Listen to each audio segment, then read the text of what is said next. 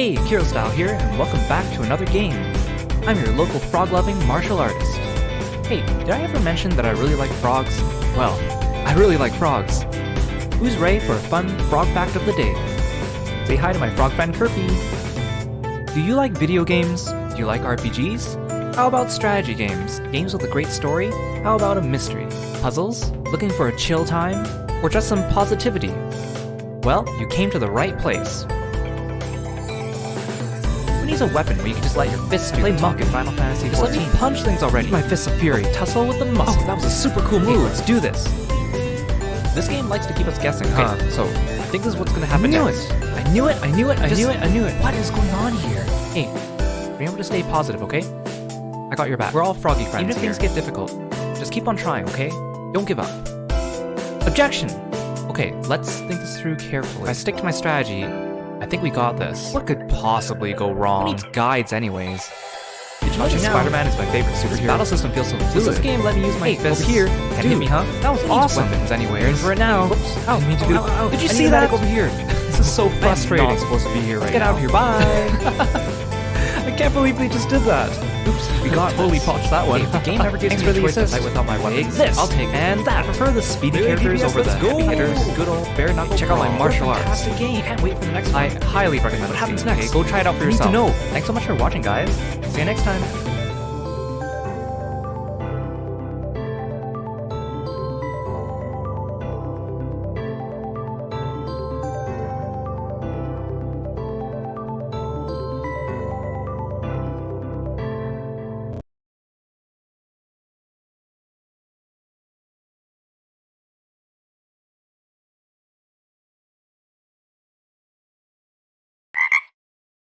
Hey there everyone, Kirostyle here.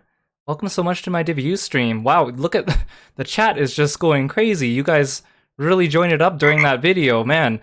I'm so thankful. Thank you so much for all of you for coming. I'll get to all the thank yous for all the subscribers and the follows in just a second. Wow, I wasn't expecting such a turnout.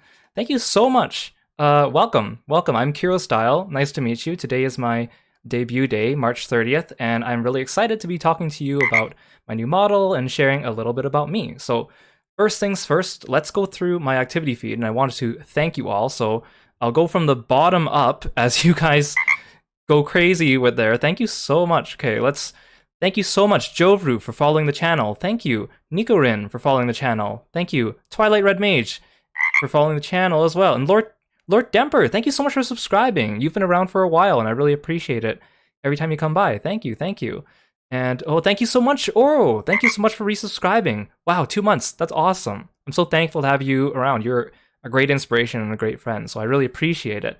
Mr. A. Shen, thank you so much for raiding with all your raiders. I mean, that's so exciting. There's so many of you. I'm really grateful. I know you just came off from a Final Fantasy XIV raid, so you're probably tired, so I really appreciate you taking the time to come and check this out. Thank you so much for bringing everyone with you.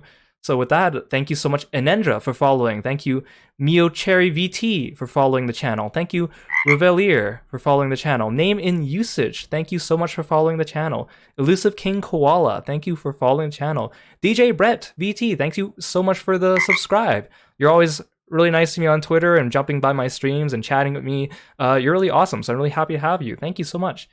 Nanobits, thank you so much for following the channel. Thank you, SageRu11, for following the channel. Thank you so much, Mr. Ashen, for gifting some tier 1 subs. I really appreciate it. That's so generous of you. Man, you guys are awesome. Thank you so much. Lace C, thank you for following the channel. Thank you so much, Ruver. Thank you so much for cheering the bits. You're awesome, Ru. I'm always happy to be your friend, and you're an amazing person, so I'm very glad to have you here. Thank you so much. F of B minus F of A, thanks for following the channel. That sounds like a really interesting username. I love math. Ketchel, thank you so much for following the channel. Thank you, Vanilla Neko, for following the channel. Thank you so much, The H, for gifting tier 1 subs. That's awesome. You are so generous. Wow. Thank you so much. I'm so overwhelmed by all this. Man, yeah, my alerts are going off nonstop. I hope you guys enjoy those. Jelly, thank you so much for subscribing to me. I really appreciate it. You're awesome. Para, thank you so much for coming. I really appreciate you. Para is the artist behind this amazing model, so I'm very, very grateful for Para. for many things. Thank you, welcome. Thank you so much for taking the time to come here. Thank you so much to the H for subscribing to the stream as well. I really appreciate it. Wow, you guys are so generous. And thank you, Ice Kid, for following the channel. Thank you so much. I hope I hope that's everyone in the activity feed. I hope I didn't miss anything. That's a lot. As you can see, I'm glancing to my right because that's where my activity feed is on my OBS. So, oh, thank you, Pyro Kitsune 777. Thank you for subscribing to the channel. Oh, you're awesome. You're always so nice to me on Twitter. Welcome. Thank you so much for coming by. I really appreciate it. Yeah, I hope you're doing well too. Thank you so much. Mr. A Shen, cheering bits, 1,000 bits. Holy moly. Thank you so much. So generous. Take your time and take your resources to donate to me. That's so awesome. You guys are amazing. I am so overwhelmed. Now, I was like really unsure about how well this would go because I was like, how many people are actually going to come? So I've been trying to like advertise and retweet and stuff like that too. So I'm just thrilled to have you all here. Thank you so much. Welcome, Shira O, for following the channel. Thank you so much. Welcome, everyone. Thank you so much. I'm so overwhelmed by all of you being here. I'm so grateful. Thank you, thank you, thank you, thank you. I actually spent a lot of time thinking about whether I wanted to call this a debut, because I know the word debut, you know, VTubers like to say the word debut a lot, and sometimes it gets overused, and maybe they're a little bit overrated, but, you know, the more I thought about what I was going to do today, the more I was like, well, I'm basically doing a debut, so I might as well call it what it is. Thank you, the H, for gifting more tier 1 subs. Oh, man, hype train, man, I've never had a hype train before. This is so exciting. Man, I don't know what to say. Thank you, you're so generous. Thank you, the H, and Mr. A Shen for all those subscriptions and the bits. And Ruvere, thank you so much for the bits. You guys are amazing. Thank you so much all for being here. Okay, let's get back on my train of thought. So, like, originally, I've always wanted to get, like, a full model. As you know, I've been streaming with kind of like a stickman model made by Nikorin, which is amazing, for the past over half a year. I've been making videos and streaming for about 15 months now, so I wanted to get a full model, so I've been planning this for a while, and originally I was just going to be like, maybe I'll just reveal my new model. It'll just be a model reveal.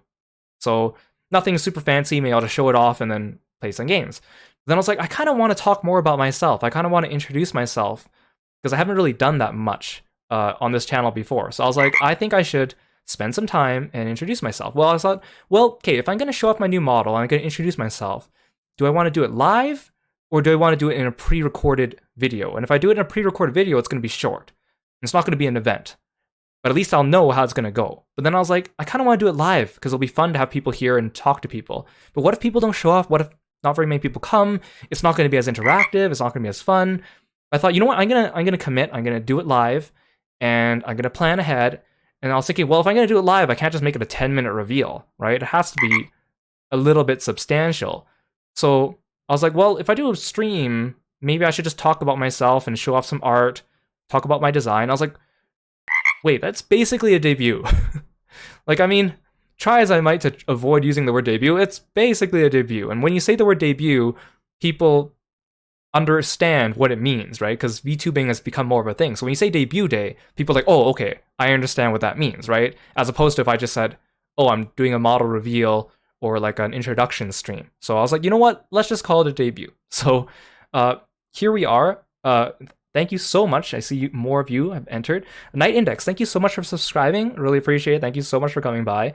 And Sepeternulamo, sorry for pronouncing your name wrong. Thank you for following the channel. Thank you, Denel F. Mir, for following the channel. And Yotori VT, thank you so much for followings. Thank you so much for coming by. I really appreciate it. You guys, wow, you guys are so amazing. I'm just over the moon. And I hope you like that little mini video that I just showed you, that debut trailer, I guess I'm going to call it.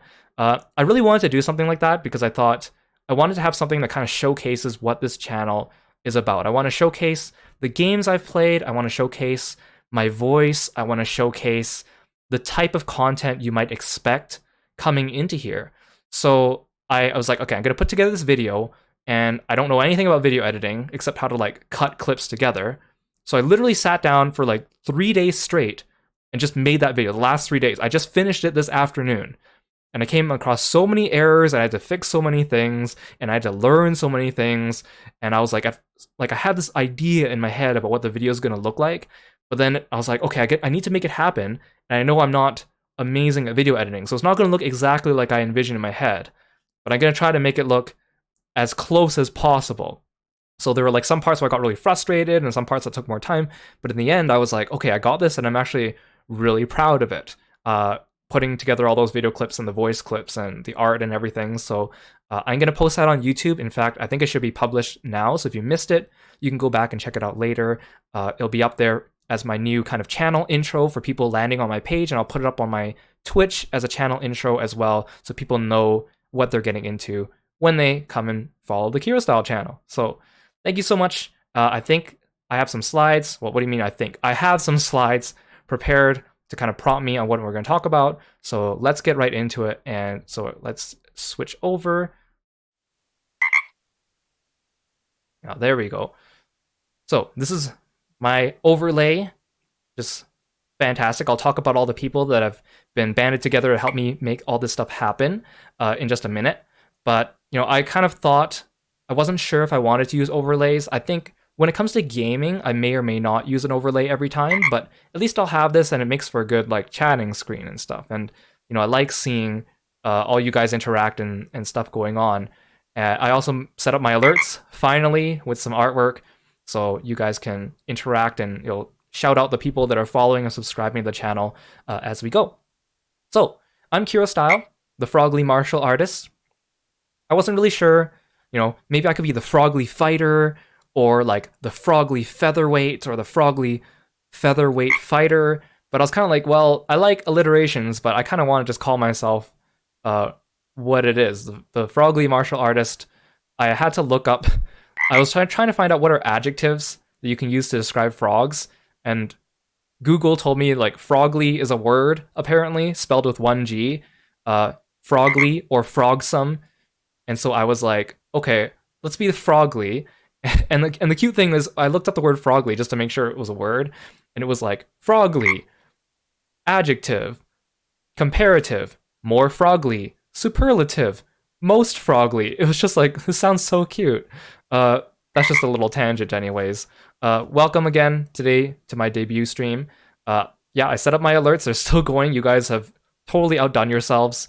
And I hope you hear the ribbits. It's riveting every time it sets up an alert. I was like, I could make it a beeping or a buzzing or like a cheering sound, but I was like, let's do ribbits. Let's keep on brand with my alerts.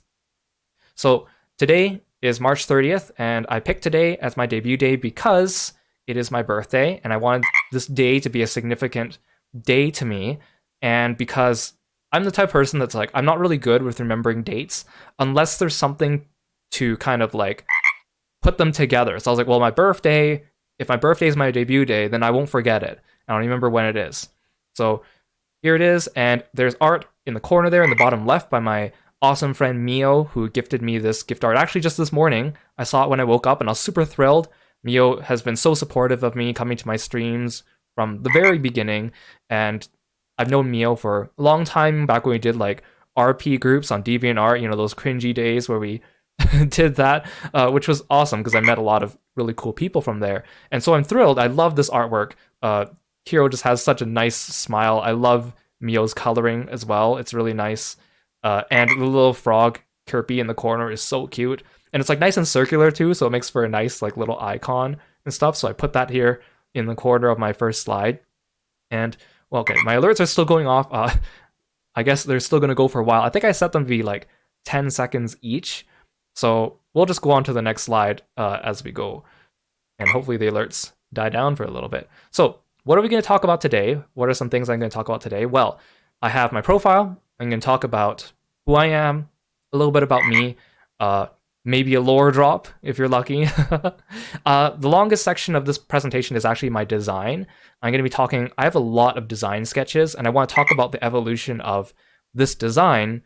Because whenever I design characters, I spend a really long time redoing them. And there's so many things that go through my head and things that I think about when I'm doing character design. So I want to talk about all things that went into Kiro's design and why I chose them, because a lot of things have a lot of meaning to me, or things that I really want to kind of bring out about my character or what I want to present myself as to other people.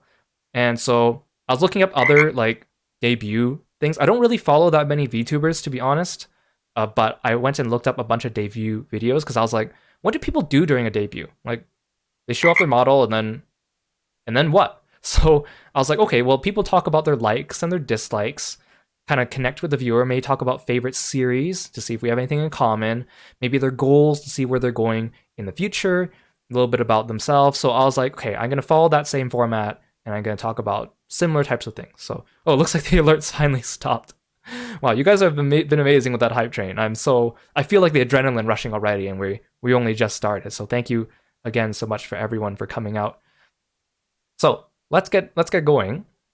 And so, oh, welcome, M Captain. Thank you so much for following me. Welcome to the stream. Welcome. So let's start with profile. So as you know, I'm Kiro or Kirostyle, and I have a lot of nicknames, a lot of friends. I think my name is really easy to make nicknames out of. Like, it's just Kiro. It's super duper short, 2 syllables, and so my friends call me all sorts of things. They call me Kirpy, Kerp, Kerpo, Kerpsy. Those kind of all evolved from each other. Kiropi, spelled with an I, or Kiropi, spelled with a Y. Obviously, with the whole frog thing. The misspelling, Creo, has taken form with some people, and they just call me Creo now instead. Kiroro and Kiroro apparently came out into being as well. Kiwo, if you want to use a W instead of an R and sound kind of cute, or K-Style. I've had a couple friends call me that, but I have a lot of nicknames. You can feel free to call me whichever one suits your purposes. Yeah, you can call me Kiro K-Style if you want, or Kerpsy.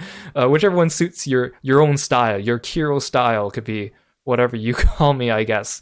Where does the name Kiro come from? Well, back when I was when I was younger and I was kind of getting more into anime, I was kind of limited to watching just the anime that came on TV, like Friday nights at the end of a weekday, or at the end of the school week, right?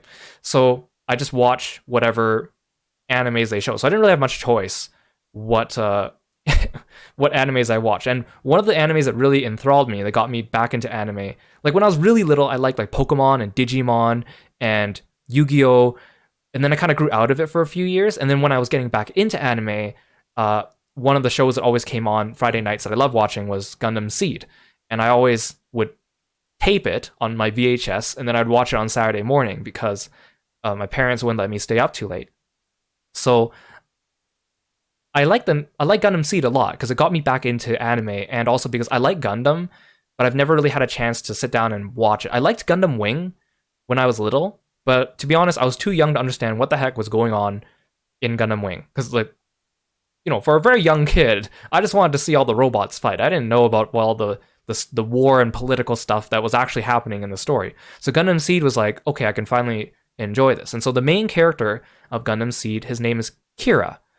And so I really liked him because he was cool. And I was like, well, I need to pick out an online name for myself. So I was like, well, Kira is a girl's name in English, right? So I was often mistaken as a girl online because when you're doing just art websites and you're drawing anime, usually people just assume that everyone that draws anime online is usually a girl, right? Especially back in those DeviantArt days. There were predominantly female audiences there. So people would just assume I was a girl. And I was fine with that, whatever. I'm online, didn't really have, a huge online presence. But I was like, okay, I want to take the name Kira, but I want to make it sound masculine so that it's a little bit more of a hint that I'm male. So I was like, okay, Kiro, let's change it to Kiro because is a more masculine sound for a name. So I was like, okay, well, I can't just be Kiro because that's going to be taken everywhere. I need to add another word to it. And I actually had a few different ideas. And one of my friends said, you should use the word style. You should say Kirostyle. And it took me a couple years until I adapted my name to Kirostyle because, at first I had a different name and DeviantArt didn't have like a username change system until later. And so later I was like, okay, let's do Kirostyle. And I changed my name to Kirostyle formally. And then everywhere else, I tried my best to be Kirostyle on every website I joined. Now, you can see already on my Twitch, someone else out there already has the name Kirostyle. So some person that streams like League of Legends in another language that last streamed a couple months ago. So I had to pick another thing. So I was like, well, let's do Kirostyle. And I wanted to have, well, maybe I could do Kirostyle game because that's what I do. But I was like, I want it to be short. I don't want to add too many extra letters to it. So I picked Kirostyle TV because everyone knows what TV is. When you hear TV, you know, okay, I'm going to watch something happening on like a television. That was, of course, long before VTubers came around. So, you know, a lot of people I know VTubers, they put VT on the end, like Kirostyle VT. But this was like before VTubing was a thing. So I put TV instead, and they just happen to be the reverse, which I'm fine with for now. If that person ever gives up their Kirostyle account, I'm gonna try to change my name into Kirostyle. But for now, I'll be Kirostyle TV. Actually, fun fact, on Instagram, I don't really use Instagram, but I was like, maybe I'll just make an account to hog the username. And someone was like, already had Kirostyle on Instagram. And I'm like, why do so many people have the name Kirostyle? I thought it was a unique enough name. And so they only had like 2 photos up or something like that. But then one day I noticed that they got rid of their account. So I jumped on it and I stole Kirostyle on Instagram, and I still have never posted anything on Instagram. But it's like, where's all these other Kirostyles coming from? Like, I thought I was the only Kirostyle. So it kind of bugs me that I'm not Kirostyle on Twitch, because it's just easy to say I'm Kirostyle on all my social media, but now I'm not. I'm Kirostyle on all my social media except for Twitch. Anyways, that's a little bit of a rant and a tangent. Yeah, thank you so much for everyone coming in. Thank you for the happy birthday wishes. I really appreciate it. Listen to me ramble about myself. So, yeah, again, today is my birthday, 3/30, March the 30th. So that's why I've chosen today. My height is about 5'6", which is approximately 168 centimeters. I notice that people like to put heights in their VTuber profile, so you can like put everyone at the right height if you're drawing them together, I guess. I'm from Canada, so not from the States. I tend to use Pacific time when I'm scheduling all my streams, not because I live in Pacific time zone. In fact, I actually don't. But the main reason why is a lot of my friends play Final Fantasy 14, and whenever Final Fantasy 14 announces their maintenance times or whatnot, they always say it in Pacific time. So I'm like, everyone I know already knows how to convert to Pacific time. So we're going to go with Pacific time instead, just so it's easier. Yeah, thank you so much. Thank you so much for the happy birthday wishes. I really appreciate it. Thanks so much for coming. Really, really happy to see you guys here. Thank you so much. So, main language, of course, English. I speak English. Now, I do know some other languages, but I don't think I know them enough to confidently be like, yeah, I know this language. So, if you live in Canada, when you're a really young age, like in elementary school, they give you like a couple French classes. And basically, you just learn a couple French words here and there. You don't really learn that much about the language. You learn a couple phrases, you learn a couple words.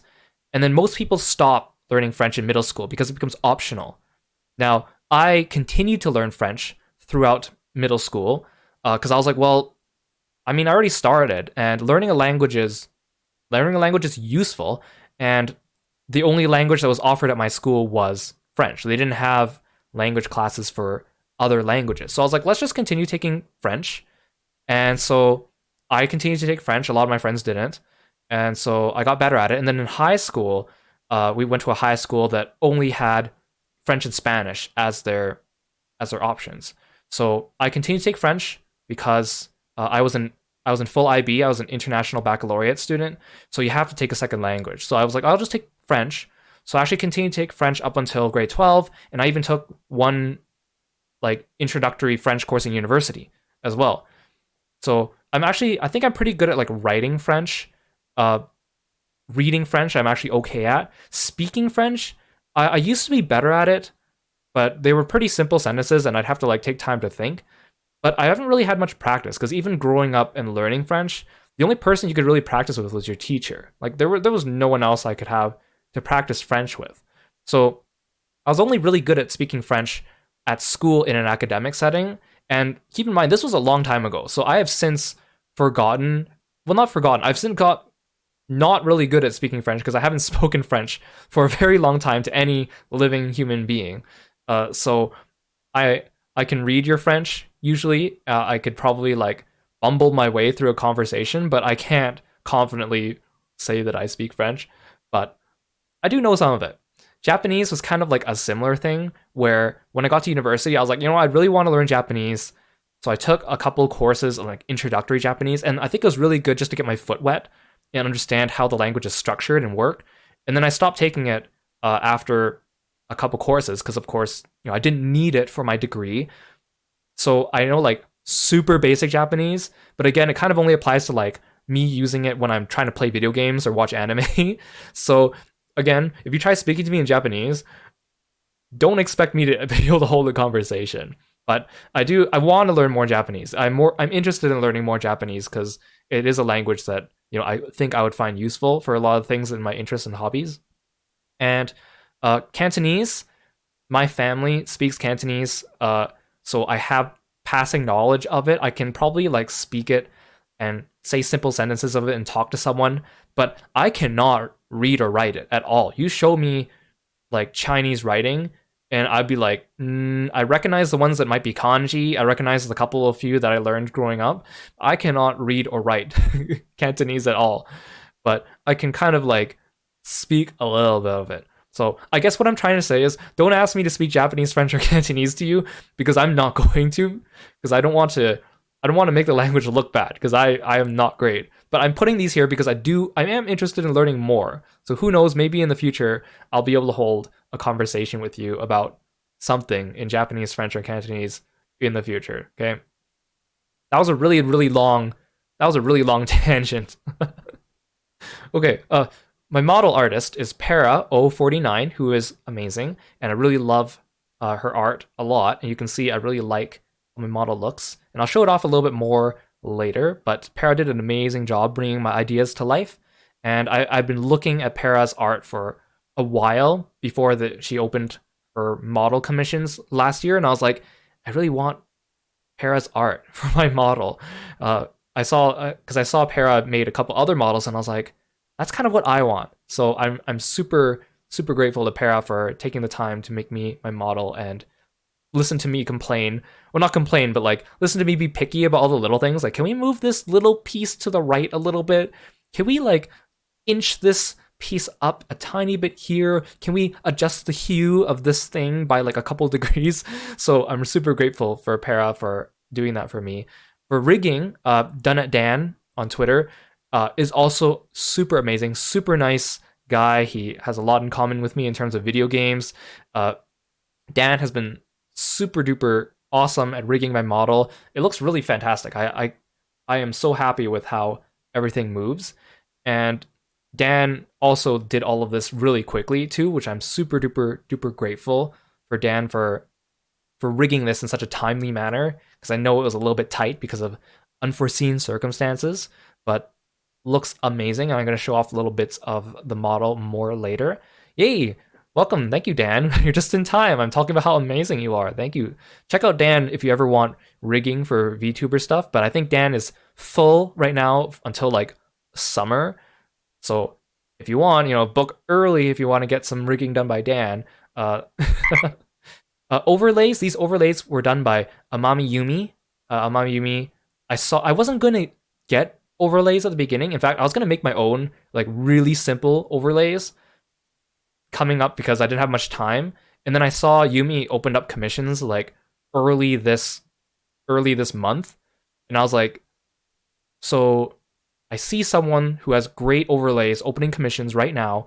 I'm going to see if I can try to get one and ask very nicely if Yumi can finish this before the debut. And Yumi was amazing. Again, listen to me be very picky about all sorts of little things about the overlay, like moving things around or changing the color of things.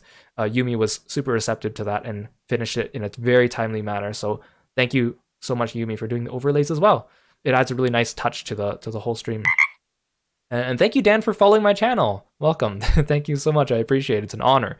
And thank you, the H, gifting subs. Again, you're gifting a sub to Dan. That's awesome. Thank you so much, H. You are so generous. And Dan, welcome. Also, the music was done by Damahisk. You can see during the waiting room, I had like an energetic, action-y version of this Kirostyle theme, I'm going to call it. And then in the trailer video, there was another musical track that was also done by Damahisk that is like a more chill Kirostyle theme. So Damahisk has been amazing. They take music commissions on Skeb. So if you use Skeb, really quick turnaround time too. They usually do their music commissions in a couple days, honestly. And a lot of people make like ask them for themes for their OCs. So like you take your like OC and you show Damahisk and you're like, I want a musical theme for this.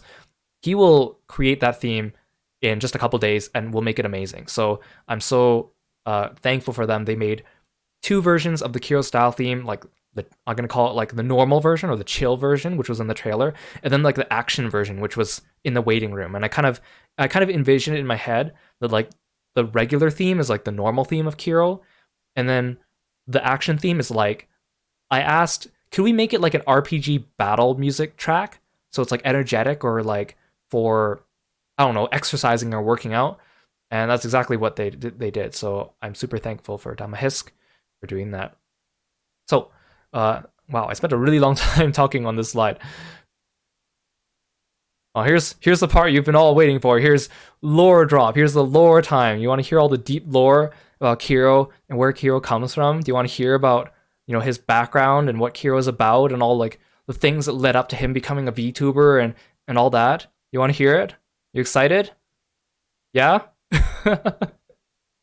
Okay, here's the big lore drop bomb for you, okay? You ready? You ready? You ready? I like frogs. That's my lore. I like frogs. I don't have lore. I don't think I need lore. I never planned to have lore for my character. My character is me. It's a fictional version of me. It's just a cooler version of what I am in real life, honestly. So I don't need special lore behind my character. I know people like to do that because they kind of role play their VTubers, which is super cool. I've seen a lot of really cool VTuber designs, but I kind of wanted to just be me. I already have a little bit of an online presence, and people kind of already know me, or some people already know me. So I just wanted an avatar. I basically just wanted an avatar to showcase myself. And so I'll talk more about my design because a lot of things went into it, but I didn't want to RP a character. And a lot of people said, why don't you use one of your OCs? Why don't you be Raze or Yashen? And I was like, well, that would be cool, but I don't see Raze or Yashen using my voice. I want someone who is me using my voice. So that's why I didn't do that. So no lore. Kiro the VTuber is just Kiro the person as well. Thank you so much, May, for gifting tier 1 sub as well. Thank you so much, May. I'm really happy to see you here, and you're always super positive on my timeline. Very glad to see you every time you tweet or come across in my mentions. So thank you so much. That's awesome. And oh, I also want to say that I really like this artwork too. This artwork is by Haruto81818, and Haruto81818 contacted me on Skeb and was like, I really like your character. I saw other people draw them. Is it okay if I draw them? Can I draw them as well for a commission? And I said, yeah. I actually have been eyeing your art and it looks really great. So, and it turned out really good. I really like this piece of art. I think it displays both Kiro and Kirby really well. And I like all the art. Let me just be clear. I'm just specifically highlighting this one because I'm quite happy how this one turned out.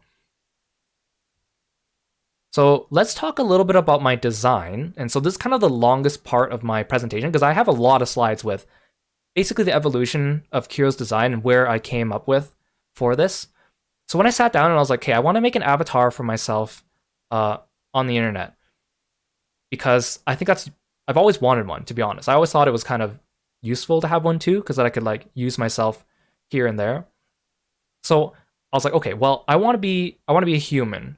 I know some people like to VTube as like demons or anthropomorphized animals, or I don't know, aliens or monsters or vampires. And I was like, I just want to be me. I just want to be a human, a regular human. I didn't need anything special about it. I did want it to be frog themed though. For a long time, I've been associated with frogs online. Yeah, or people be cat boys, right? Because a lot of people play as Mikotes on Final Fantasy XIV, which I do too. But I didn't want to be like one of those. I just want to be a human. So I want to be frog themed. And, you know, I haven't always liked frogs, to be honest, the whole reason why the frog thing came out was because my name's Kiro, right? Because again, it comes from Kira from Gundam Seed, and then I changed it so it's more masculine. But I was kind of like, for a few years, I was like, what kind of mascot should I have? I kind of wanted like an animal or like a small thing or like something. And it wasn't until later I actually came up with frogs because a lot of my friends started calling me Kiropi. Because, you know, the Sanrio character Kiropi, of course, comes from Kero, which sounds like the sound that Japanese people use to describe the frog's ribbit. And Kiro sounds like Kero. And so Kiropi, Keropi. And I was like, well, actually, yeah, let's do frog theme. I think frog theme would be pretty cool. And over the years, as more and more of my friends started sending me all the frog memes and the frog pictures they could find, I started liking frogs more. And I was like, yeah, I actually really like frogs now. They're so cute. And now I'm like the frog boy. Everyone knows that I like frogs and they send me all their frog memes and pictures that they come across. So I was like, well, I need to incorporate that into my design. So I want this to be frog themed. Thank you, Asara Seal, for following the channel. Welcome to my debut stream. Thank you so much for coming by. And the other thing that people really know me for is they know that I like characters that fight with their fists. And anytime I play a game, I try to pick the character that fights with their fists. And especially in Final Fantasy XIV, I main Monk because fights with their fists. And a lot of my favorite characters are martial artists. So a lot of people, whenever they think of punching, they're like, oh, Kiro would like this character, or Kiro likes punching things, or Kiro would prefer not to have a weapon. So I really like martial artists aesthetically. So I was like, my character needs to be a martial artist, right? Thank you so much for coming by, M Captain. You're going to head out and go to sleep because you got an early morning class. Hope you sleep well. Thank you so much for coming by again. Really appreciate it. And, you know, this will be, this whole stream is going to be archived on YouTube too. So if people want to go or they miss some of it, you can go check it out later. Of course, with Twitch rules, I can't post it until 24 hours after. So it will be posted tomorrow evening. So yeah, I was like, okay, frog and then martial artist. Now, the other thing I was really adamant about was I didn't want my character to be too, I guess for lack of a better term, sexy. Like, I know some people like to have their VTubers like shirtless all the time or showing like NSFW artwork of them or making like boyfriend ASMR or selling dakimakuras of themselves or like spicy fan art of themselves. And, you know, like, that's fine. And a lot of those are really cool and really attractive. But, you know, I don't really want my brand to be that. It's just personally not my thing. I mean, that being said, let me be really clear. If, like, let's say someone decides to draw fan art of me, or if I commission someone and they make it a little bit attractive or sexy, I don't mind that. I just don't want that to be part of my, like, namesake and brand, right? So, like, I'm okay with, like, artwork that looks a little bit more on the attractive side. I just don't want to be like, oh, it's Kiro, that person that's always trying to be sexy, because let's be honest, I'm not very good at that. So let's try not to be someone that I'm not. I also wanted my outfit to be like comfy and realistic. I didn't want a fantasy outfit. I didn't want to be wearing like a suit of armor, for example, or something that looks like it came straight out of a video game, because I like video games and stuff, but my character, because it's me, I want him to exist in the real world. So his outfit needed to be something that was like, you know, something that you could wear in real life.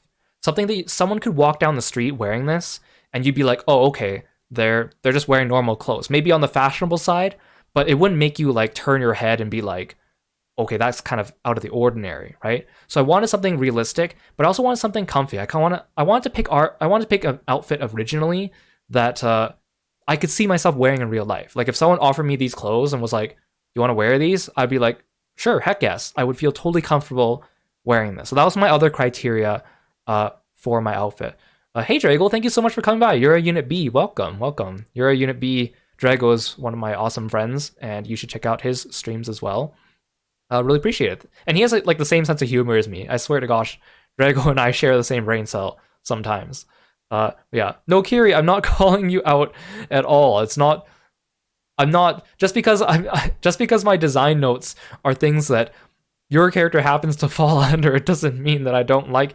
In fact, I really like your character. I like Kiri's design a lot. In fact, you are one of my inspirations when it comes to streaming. Let's be very clear about that, at least, because I know people might be like, haha, you're poking fun at Kiri. No, I'm not. I'm not. No, no, no shaking and crying, please. So, okay, with this in mind, of course, I came to the conclusion I wanted to do like an outfit for Kiro. So keep this in mind as we go forward, because I'm going to come back to these points as I go. So first things first, I was like, okay, if I'm going to be a frog, I need to decide what species of frog I am. And, you know, there's lots of species of frogs, and they're all very cute too. I wanted to pick one with a distinct color scheme. So I picked out some of the frogs that I really liked. I really like the red-eyed tree frog, to be honest. The green with the red eyes is just super eye-popping. So it was on my list of things that I potentially would have picked as well. Thank you so much, Zaintez and Muddiest Path, for following the channel. Welcome. Thank you so much for coming by to my debut stream. You see frogs you follow? Excellent taste, my friend. Excellent taste. So, red-eyed tree frog was on the list. Now, among frogs, I kind of wanted colorful frogs, because if you have a colorful frog, you can have kind of an interesting color scheme. Because, let's be honest, most frogs are green. And nothing wrong with a green frog, but I kind of want it to be a little bit unique. So I started looking into other ones, which are usually the colorful frogs are poison frogs, because that's the reason why they're colored. So, you know, you have the golden poison frog, and the strawberry poison dart frog, and the blue poison dart frog. The strawberry poison frog is actually, I really like the color scheme, but I'm just not sure if I want to be red and blue. And also because, just because it has the name strawberry in its name, I don't want to be associated with strawberries. Not because I don't like strawberries, it's because I wanted to distill my character down to very simple things. I just wanted to be a frog and a martial artist. And I didn't want to be a frog and a martial artist and a strawberry. I feel like that's too much symbolism going into design. So I was like looking through these, and I was like, okay, let's pick a frog that I want to be. Welcome, Mink Sounders, for following the channel. Welcome. Thank you so much for coming by. I'm glad there's so many frog fans there in the chat. Frogs are so cute. And I don't know why, but lately video games have been incorporating more and more frog stuff on them. So I'm happy. Every time I see a frog in a video game, I'm like, yeah. In fact, from my trailer that I showed at the beginning of the stream, there were 2 entire collages dedicated just to frog moments that I had from my streams over the last year, because somehow frogs keep slipping into games. So yeah, so these are some of my top frogs. And I was kind of like, I like the blue frogs because I like blue as a color. There's so many different blue frogs, like blue and yellow, blue and orange, blue and red. And I kind of wanted to go with blue and orange because years ago, before I was associated with frogs, one of my friends, when I was asking for suggestions on what should be my mascot, they said, I think of the color orange when I think of Kiro. And it kind of grew on me because orange complements blue as well. And, you know, if you say blue is your favorite color, which is fine, but a lot of people like blue. It's very common. Orange is a little bit less common. So I started shifting to liking orange things for a while. And I was like, let's combine orange and blue. So let's find frogs that are orange and blue. So that brings me to my next set of frogs that I had to go. So I had to go looking for frogs that were orange and blue. And the thing about frogs that are, well, okay, let me go back to, if you're not sure about how species are named scientifically. So here we have species names of various frogs. So there's 2 words. You can see the first word, which is capitalized, and the second word, which is not capitalized. The first word is the genus, and then the second word is the species. So when you look at the way that animals are organized, you know, you go to the bottom, and then at the very bottom you have species, and then above that you have genuses, which kind of organize themselves. Hey, welcome, Nathaniel. Welcome to the stream. Thank you so much for coming by. Nat has been an amazing supportive friend of mine for many years now, and it's just a super awesome chill dude. I'm so happy to see you here. Thank you so much. Yeah, you guys came for a debut stream. You get a science lesson. That's what we're about on the Kirostyle channel here. Surprise education, where you're here chilling, playing a game, and then suddenly, bam, I fill your head with knowledge. Bam. And then maybe I'll give you a test on it later. Who knows? So here are a bunch of different species of frogs that I found that were orange and blue. And you'll notice most of them have the same genus name. So the way that frogs were organized, originally a lot of poison frogs were under the Dendrobates genus. It had a lot of poison frogs under it. Now, the thing is, over time, of course, as scientists distill these things and sort them out, they change the genus organization.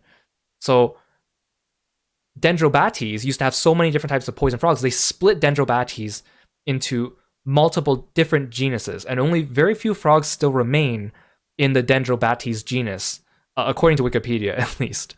So a lot of the Dendrobates frogs got categorized now as Phyllobates or Ranitomya, and the majority of blue and orange poison frogs are Ranitomya, which is why 4 of them here are Ranitomya. And also, just another note, as a little aside, as I'm teaching you things, is that the scientists classify animals as the same species if they're able to mate and perform and create viable offspring. So if 2 animals can mate and have offspring, and that offspring can also have offspring, that's how they consider them the same species. Animals that are within the same genus are very closely related, but they can't make viable offspring. Sometimes they can make offspring, but then those offspring won't be viable. They won't be able to have their own babies. So, anyways, I looked at all these frogs and I was like, well, how am I supposed to choose? They're all so similar. So I had to think of some more criteria. So I was like, okay, well, first I need a species of frog that has enough information on it. Okay, if I pick a species that no one knows about, that doesn't do me any good. So at minimum, the frog species needed to have a Wikipedia article, and if I Googled it, I was actually able to find information on it. So that was my first criteria. So these were some of the frogs that actually made it past that criteria. Now, the other thing I wanted is I wanted that species of frog to be predominantly orange and blue, because a lot of these species of frogs come in multiple colors. They're called morphs. And even though they're different colors, they're still the same species because they can mate and make viable offspring. So I was like, okay, I need to pick a species that is predominantly blue and orange. So even though all 6 of the pictures on the screen here are blue and orange, some of these frog species, if you Google image search them, you'll come up with multiple different combinations of colors for them.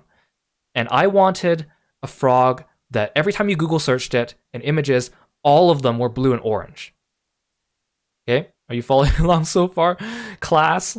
Hey Kiku, welcome Demi Kiku for coming by the stream. Thank you so much. Kiku is also a cool friend of mine that I've known for a while through Final Fantasy XIV and has been very supportive. So welcome. I'm very happy to see you here.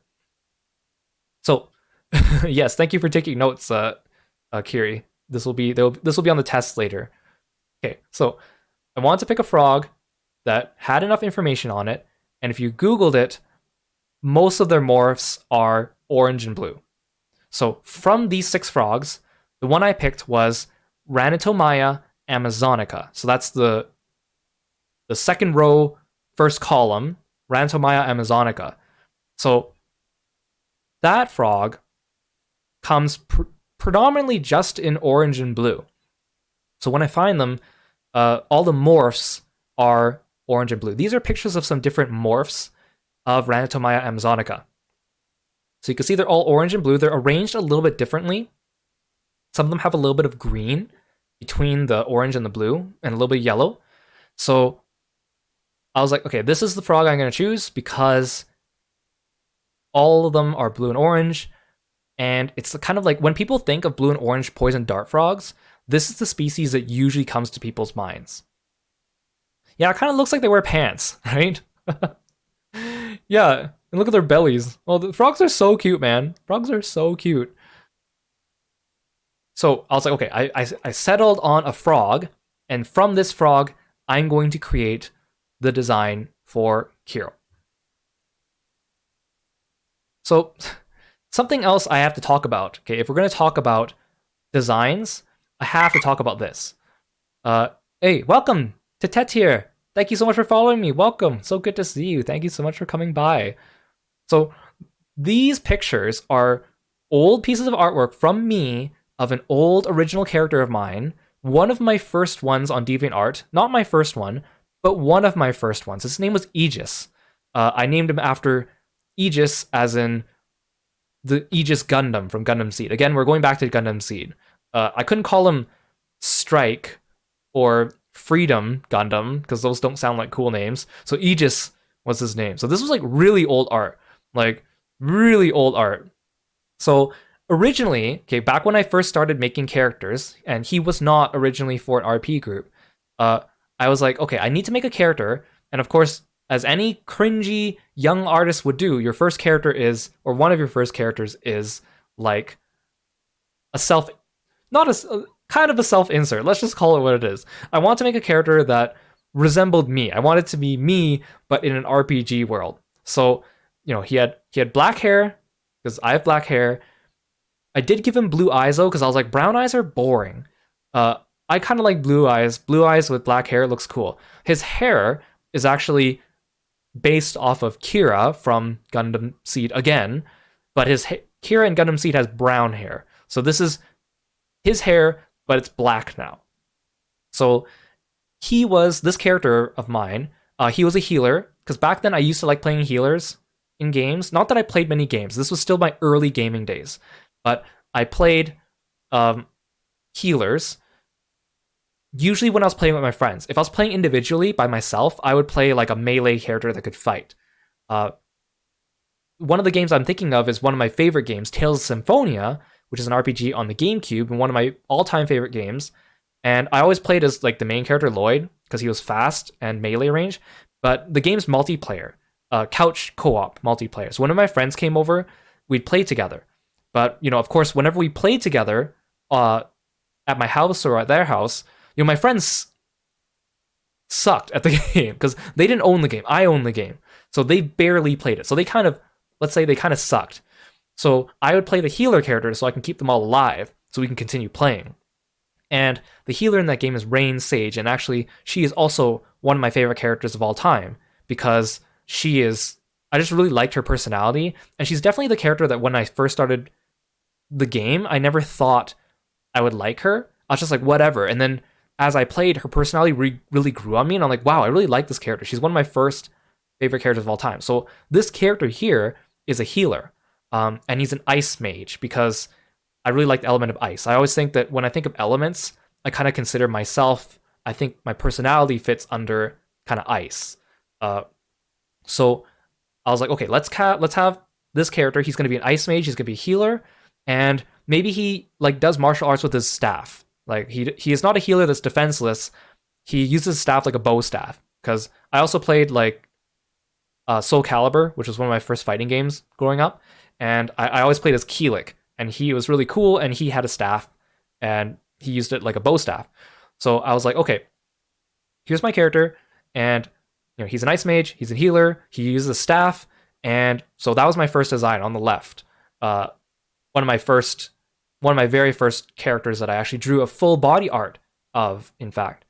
And actually, I think this was one of my first drawings I ever drew on Photoshop. I used to draw on MS Paint before that because, you had to use whatever free art programs that you had. And back then, free art programs were not common. So, I used to draw on MS Paint. And this was one of my first drawings that I did on Photoshop. So over the years, I wanted to change his design. And so the second picture is my second iteration of him. This was my Kingdom Hearts phase. You can see I added like extra zippers to him. I gave him like a necklace with a chain because like Sora has that. I always actually wanted to give him a scarf because I think scarves look hella comfy and like warm and whatever. But I also wanted him to have a hood. And I was like, how do I put a scarf and a hood together? And so like eventually I figured out a way that kind of combined them together. So yeah, he looks like he's from Kingdom Hearts. Like even his pants is like like Roxas pants. So I was going through my Kingdom Hearts phase and I changed my character. And then years later, I revamped him again, and you can see again he changed. I got a little bit better at art. I decided not to have the open jacket. I had a closed hoodie for him. I kept the scarf. I added some orange or some more orange to his design. I added some different like RPG elements to him. This was the one I actually used him in an RP group that was like a Tales of based RP group on DeviantArt. So this was like the last iteration of Aegis I had to date. Now, I haven't really used him since. I still consider him one of my original characters, I might put him into a story in the future. But with the stories I'm writing, he just didn't fit in with the characters and the plot and whatever. So for now, he was just kind of a character on the side. So the reason why we're talking about this is because, again, he originated as almost like a self-insert of me. So his hair and his hairstyle were kind of like based off of, well, sort of me. And in fact, when I was growing up, I used to have short hair. But when I was older, I started growing out my bangs, and now I sweep my bangs to my right, which is your left. So my hair is not as spiky, it's not as like nice on the side, but I do sweep my bangs in the same direction as him. So I look a little bit closer to him than I did when I was younger. And also, just as a side note, I'm sure a lot of you know that I like Jude Mathis from Tales of Exilea.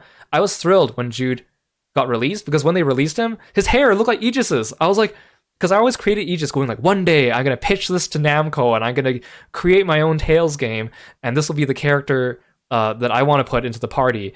And then they created Jude, and I'm like, what the heck? This guy looks just like my character face-wise, except he had like gold, almost like gold brown eyes. And he was also a martial artist. This was back when I was also starting to get into martial arts. I was like, dang, like Jude is basically just an idealized version of Aegis that looks better and cooler. And he also uses martial arts. Like, what the heck? Stealing my idea, Namco Bandai. Anyways, so I really like Aegis still, but I haven't found a use for him in a long time. So, okay, I went to start creating designs for Kiro. And so for Kiro, I was like, okay, I'm going to give him Aegis's hair, because that's supposed to be me. And the hair here is a little bit closer to what I actually have in real life. It's swept to the side. Still not as nice, I think, as here, but I think you get the idea. Now, I like hoods. So I was like, okay, I really like hoodies, so I want to put a hoodie on my design. Oh, thank you so much, Dan and Pyro, for coming. You guys are taking off. Thank you so much again. I really appreciate you being here. Thank you so much. I'll see you guys later. Bye-bye. Thank you. And have a good night or day, wherever you are. So, oh, and welcome, NNVYP, NNVIP, for following the channel. Thank you so much. Where was I? Okay, so I was like, okay, I want to have a hood for sure. And I kind of wanted him to be dressed a little bit preppy, because my fashion sense in real life is a little bit more on the preppy side. So I gave him a tie. And I actually don't like wearing ties in real life. I think they're annoying to wear, but they look cool. So I was like, let's give him a tie. Let's make him a bit preppy. Now, I was like, okay, I want to make him have the idea of a martial artist, but I don't want to wear like a karate gi. I don't want to wear boxing gloves. I want to have like the idea of a martial artist. When you see the character, you're going to be like, I could easily see them as a martial artist. They're not dressed, let's say, as a martial artist, but they're easily pictured as a martial artist. So I was like, okay, well, the kind of trademark of martial artist characters usually in games is like the bandage on the face, right? And I was like, okay, well, do I want...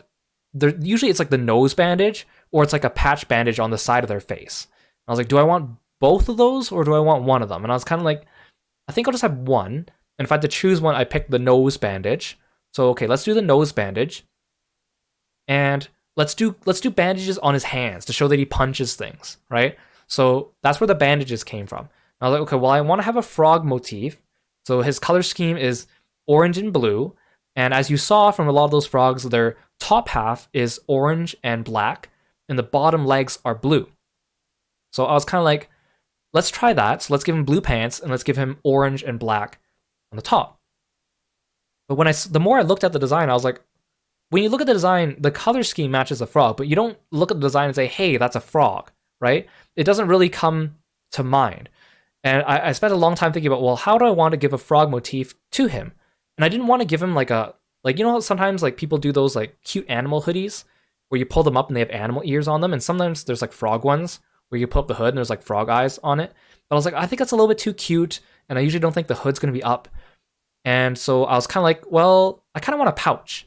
Like, because I wore a pouch in Animal Crossing, like one of these like cross-body bags. And I was like, let's make a pouch, but let's make it frog themed. So I made a frog head shaped pouch. And I was like, okay, well, if it's orange on this first outfit on the left, that's too much orange on his upper body. I don't think it would look good. Like an orange frog bag on an orange tie does not look good. So I was like, let's make the frog green so you can tell it's a frog, and that will be my first design. And it kind of hit me that I was like, oh, the design of a frog's legs, these specific frog legs, kind of look like camouflage.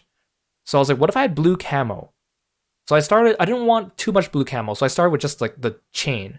So I had like the cloth like strap going across his torso, and that was going to be like the blue camo. So that was kind of my first idea for the design. Hey, welcome, Fan Dreamerzer 0 and Roxas the Nobody. Welcome, thank you so much for coming to the channel. Welcome to the debut stream. I'm just talking about the evolution of my character design. So I had this character here on the left, and I kind of like the tie because those frogs have a lot of stripes that go vertically on their body. So the tie kind of gives you the image of vertical stripes. It separates the orange and the black vertically. But again, I kind of said that I don't really like wearing ties much in real life. I think they look good, but they're just kind of cumbersome to wear. So then I started playing around with other designs. And so I was like, what if instead of having the tie, the hood came from the shirt underneath? What if I was wearing a hoodie and then I had a jacket over the hoodie? So that's where this uncolored design here comes from.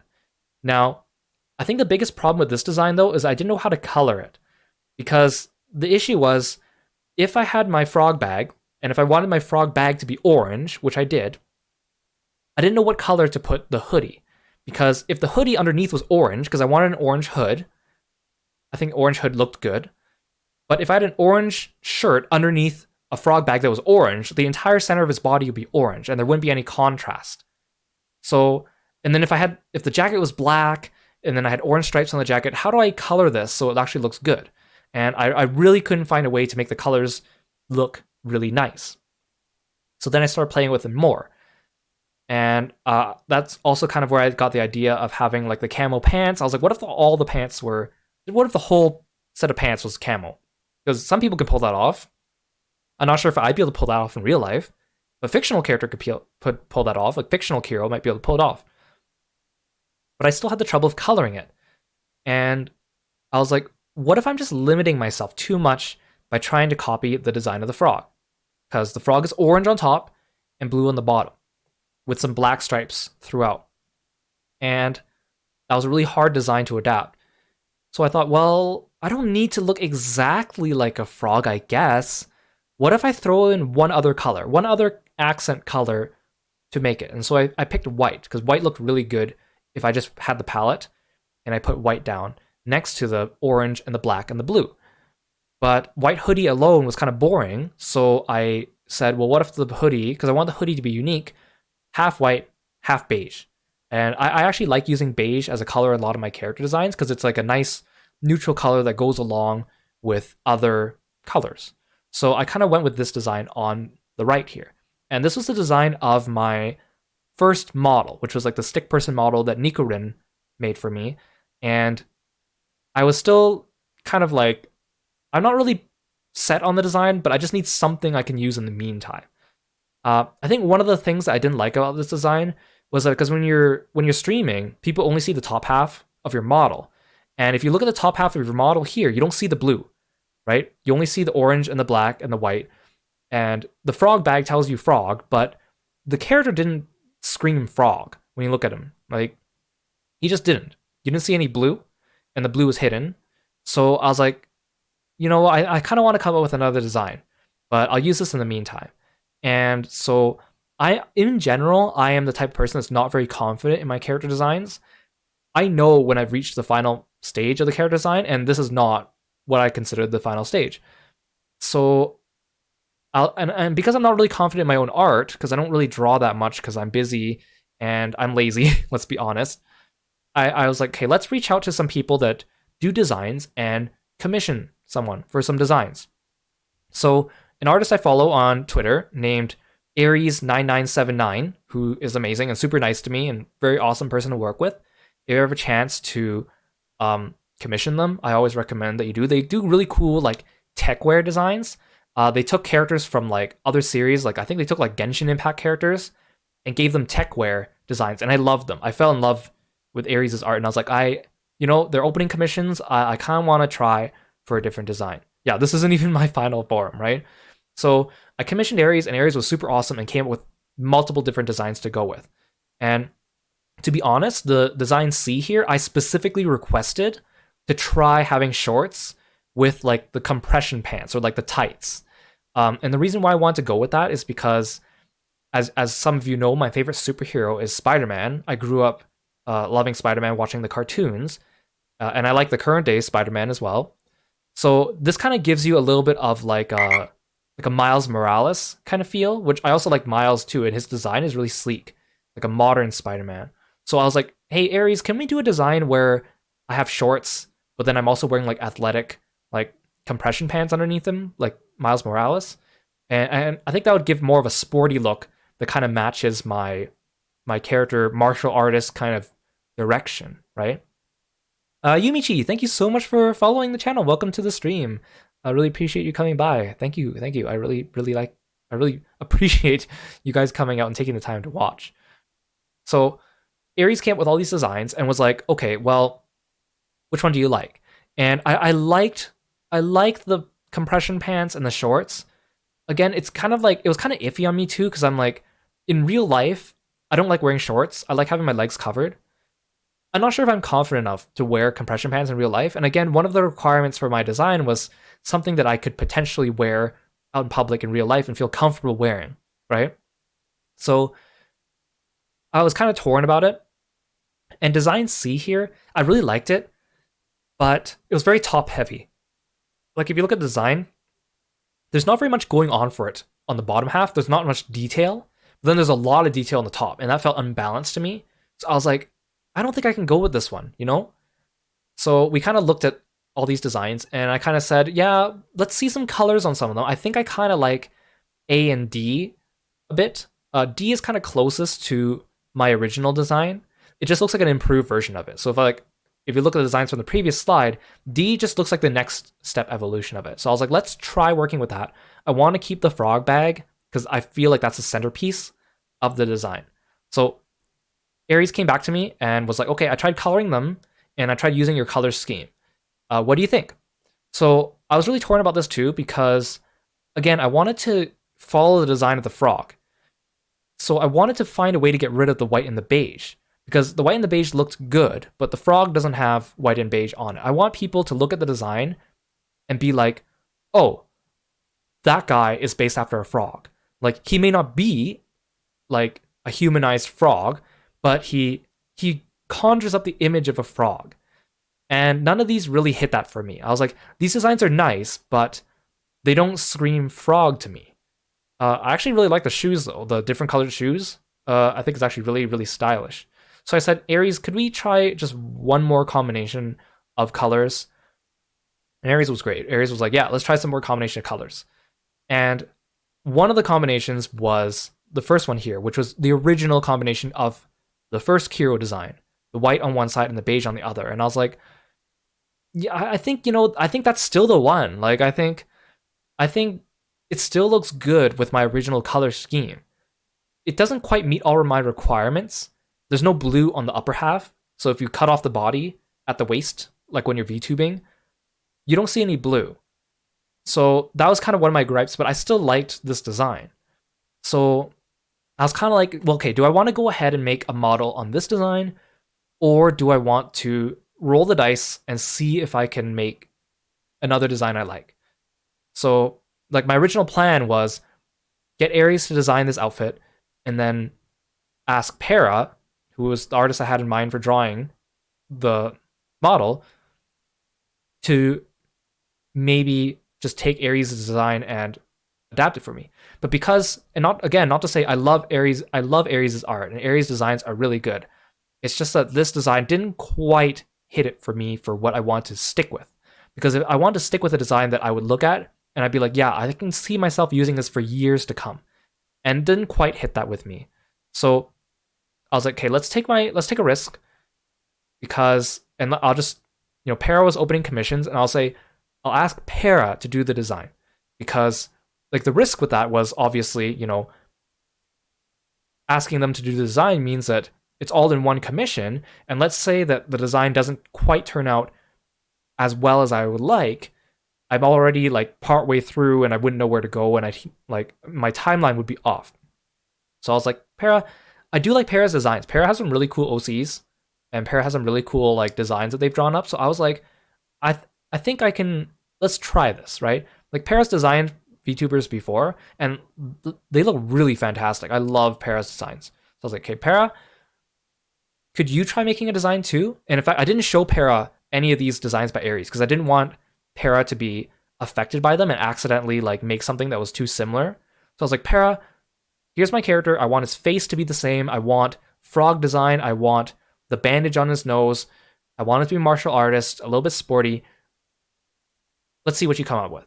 So Para came back to me and with a couple designs, and they look pretty good. I actually liked the color scheme on them, but they didn't quite hit it for me. I think they did a much better job of adapting the compression shorts, or the compression pants and the shorts, and I really like that because I was like, this design looks more balanced in terms of the up and the down, and I really like the colors, but it didn't quite.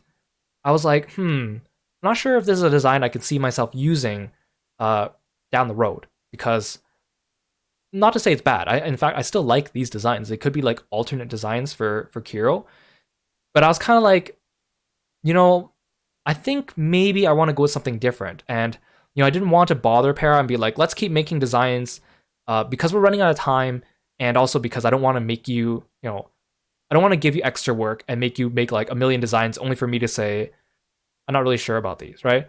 And something else about this design that I don't know, it kind of gave me a little bit of a Naruto feel, because you know how Naruto's jacket is like orange on the bottom and blue on the top?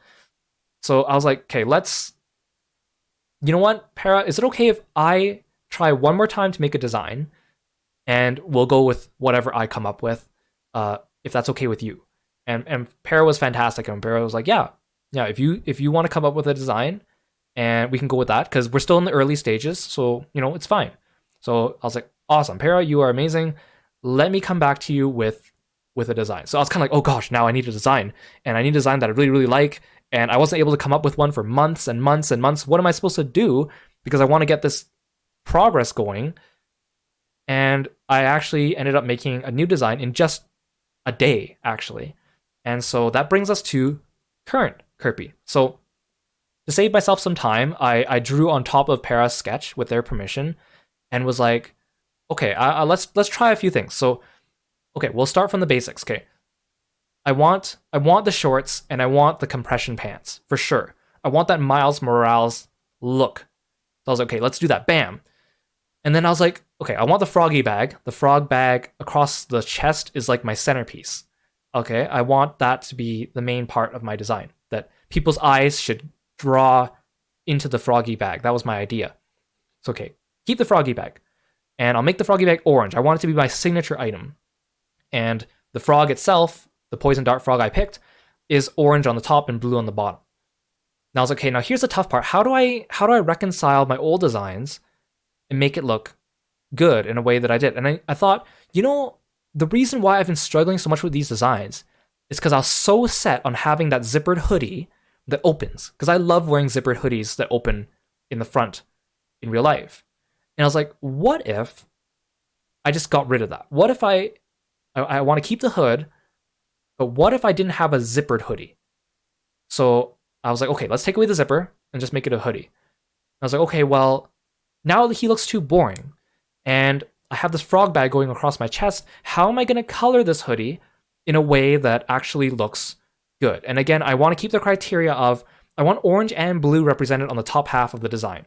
Because when I'm VTubing, I'm going to cut off the bottom half of my body. So I came up with so many ideas, and I was like, okay, I could have an orange sleeve. I can make the hood orange and then have the sleeve orange, or I can have orange stripe down the side, or I can have like a blue stripe here.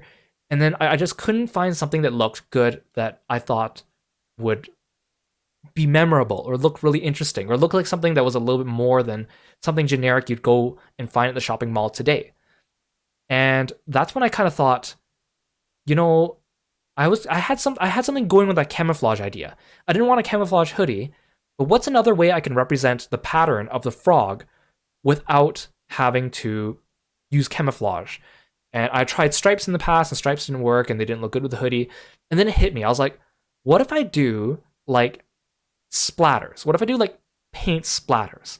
So I took like some stock splatters from Google and I put them on Kiro's body on his hoodie and I rearranged them in multiple ways. And I was like, which one looks good? And in the end, I came up with this.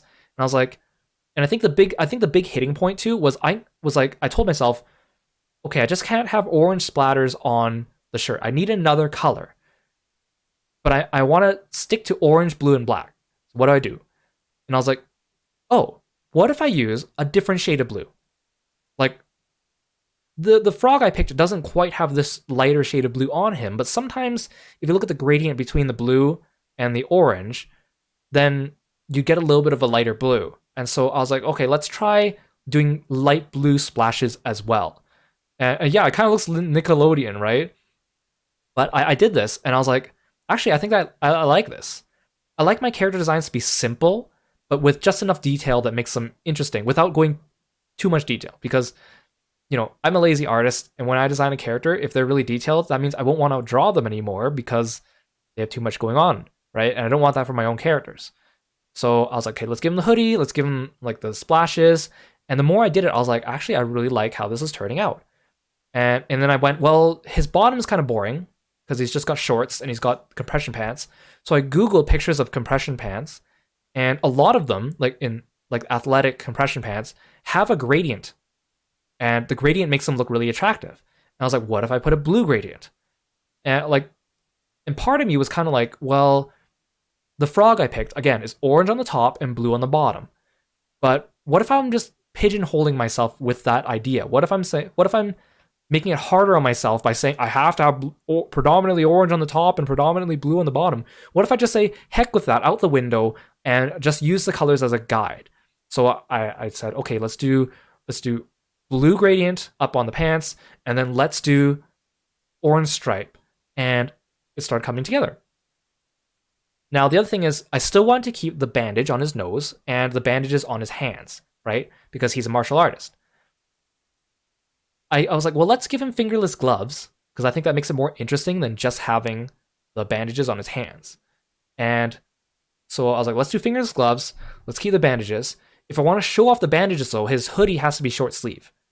And at first I thought, like, what if I have long sleeves, but they're rolled up? And I do that with a lot of my character designs. But I'm like, I kind of want just open short sleeves. I think, and this kind of goes back to, if you remember, Aegis's third design had a short sleeve hoodie. And that's where I kind of got this idea from. I was like, let's do a short sleeve hoodie. And that's kind of an homage to Aegis's final design. So I was like, okay, let's do short sleeve hoodie.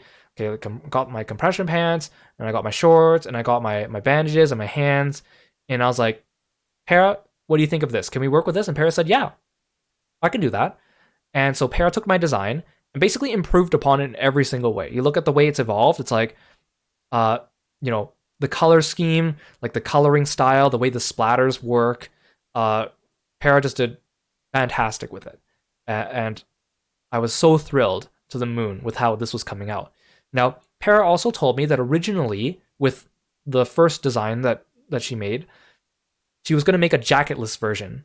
She was going to have jacket on and jacket off, so I could toggle them for my VTuber model. And I was like, okay, I like that idea. But then Para said, well, we can't do that with this design anymore because he doesn't have a jacket to take off.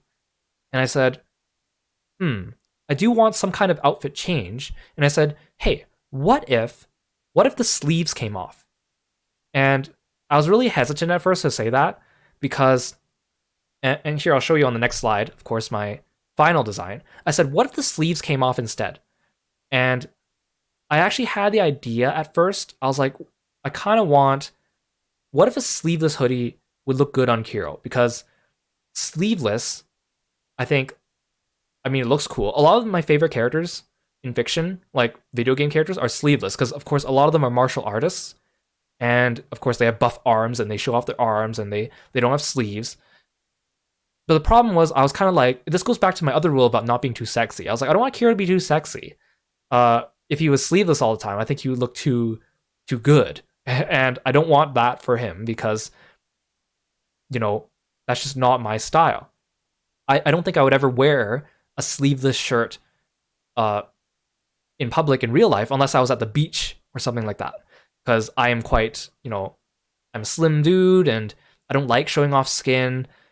So I was kind of torn. But when I was kind of like suggesting to Para that we could have a toggle, I was like, maybe this is the best of both worlds because I could have the sleeveless, but it wouldn't be a permanent part of his design. It would be like a changing part of his design that we'd only see sometimes. So I was like, maybe this will work.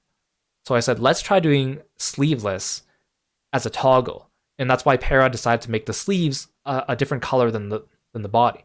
And so here, I'll turn on my... Oops, no, I don't want that.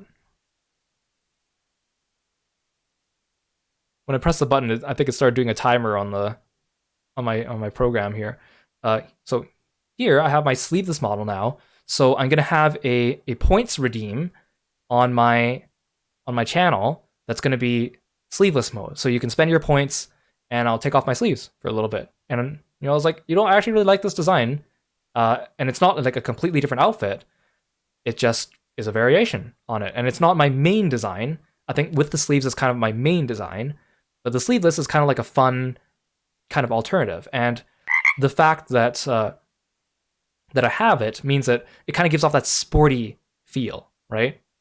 So thank you so much, Mr. Shen, for spending your bits on a sleeveless mode. I turned off the redeems for this stream just because I didn't want it to interfere with the reveal.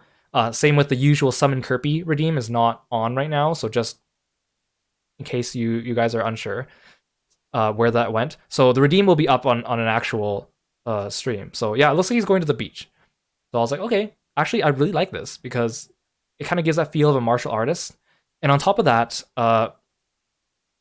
he also, the compression pants with the blue gradient up it kind of looks almost like, what are they called? Fast skins for swimming. It kind of gives that aquatic feel to the bottom of his body too. So it kind of goes back to that frog look. Okay, if I close this, is it just going to close the timer? Okay, good. I didn't want it to close my entire presentation. So yeah, I was like, okay, let's do sleeveless mode. And I think one of the things I really like about this design personally is that if you look at Kiro's design, even if he didn't have the frog bag on him, I think he still evokes the feeling of a blue and orange frog. Like he just kind of has that kind of like aquatic color scheme to him. And he kind of looks like, if someone were to look at him and be like, hey, that kind of reminds me of like a frog color scheme. I think I could totally see someone thinking that. And that's what I wanted for him because he's not an anthropomorphized frog. Okay, Kiro is not a frog that became human.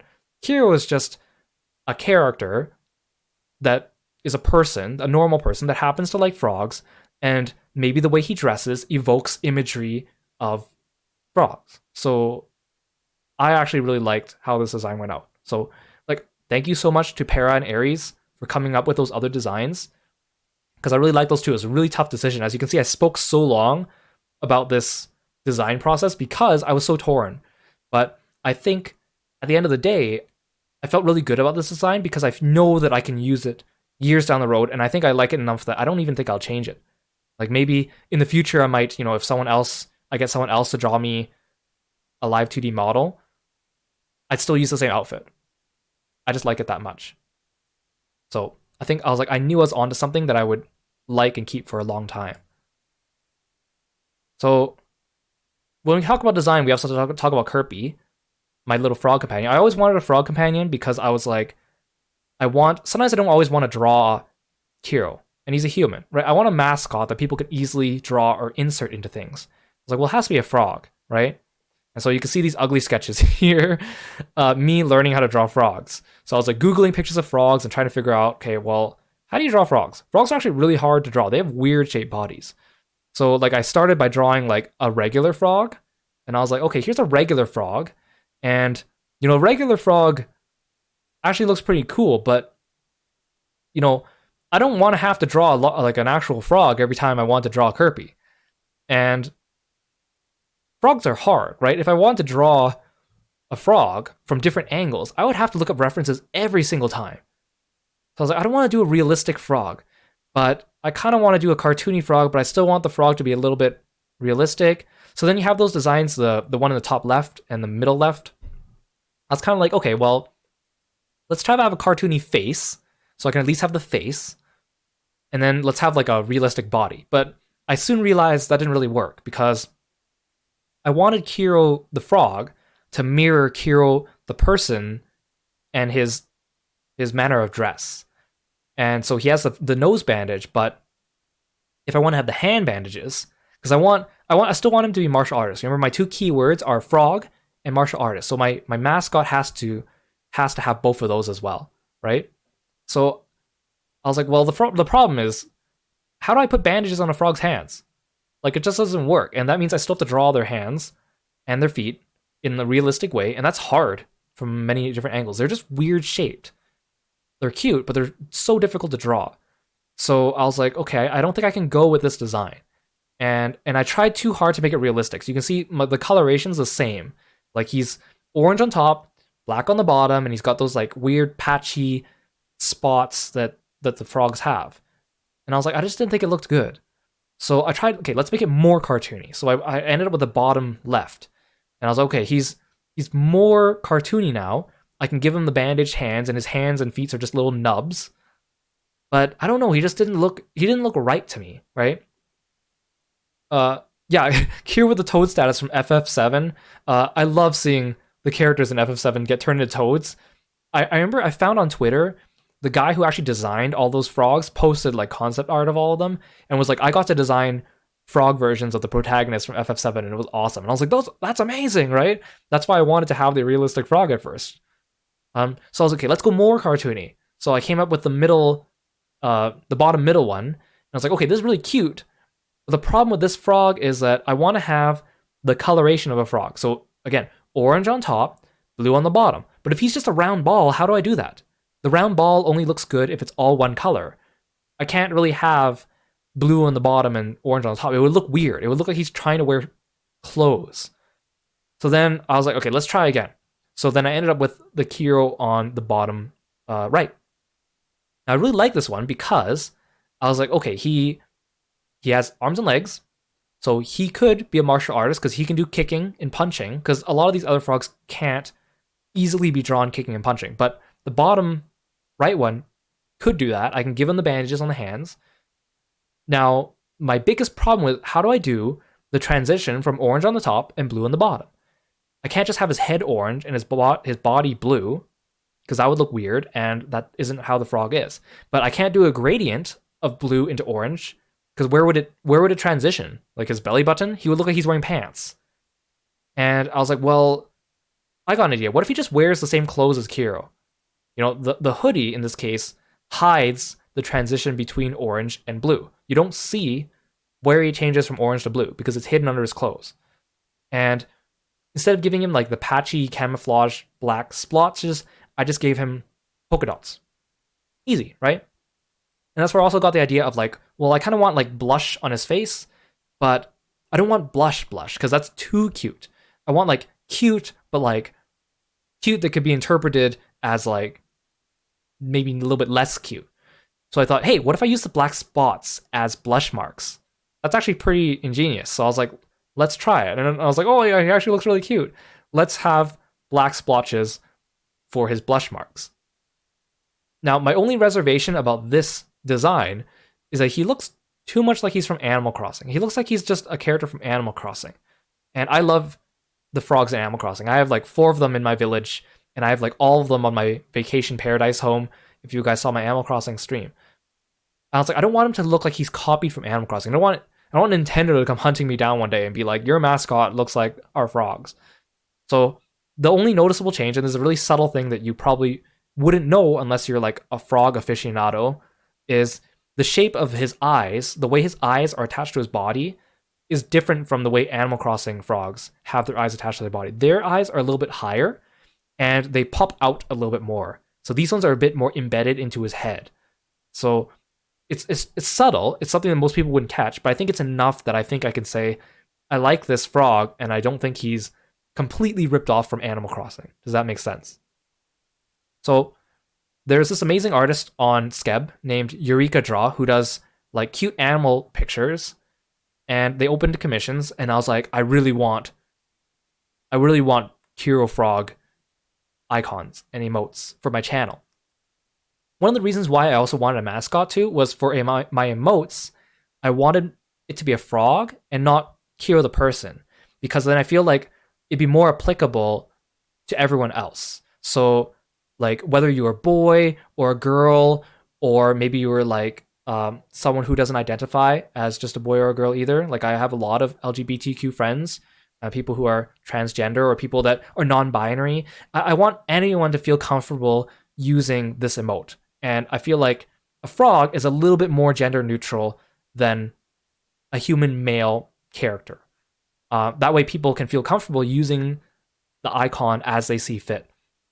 And like Kiro the frog, Kirby the frog, is male because he's like frog mascot me, but at least icons of a frog character doing all these actions, anyone can use them, right? Whether you're young or old or whatever you identify as, I think everyone could be like, hey, frog emote. I could use a frog emote. So I commissioned them, and Kiro the frog here is wearing his original hoodie from the original Kiro design, because this was back when I had my first design, and they look amazing, right? Like, I love these. They're so cute and they're so expressive. And I told Eureka, I was like, he's a martial artist. Could we maybe do a couple poses of him like doing martial artist poses? And he's doing like little kicks here, little flexes, and I was like, this is so good. So I love this.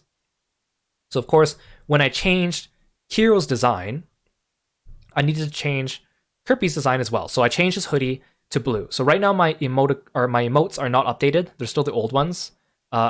I'm in the process of changing them, but he's gonna wear the blue hoodie, and I wanted the blue hoodie.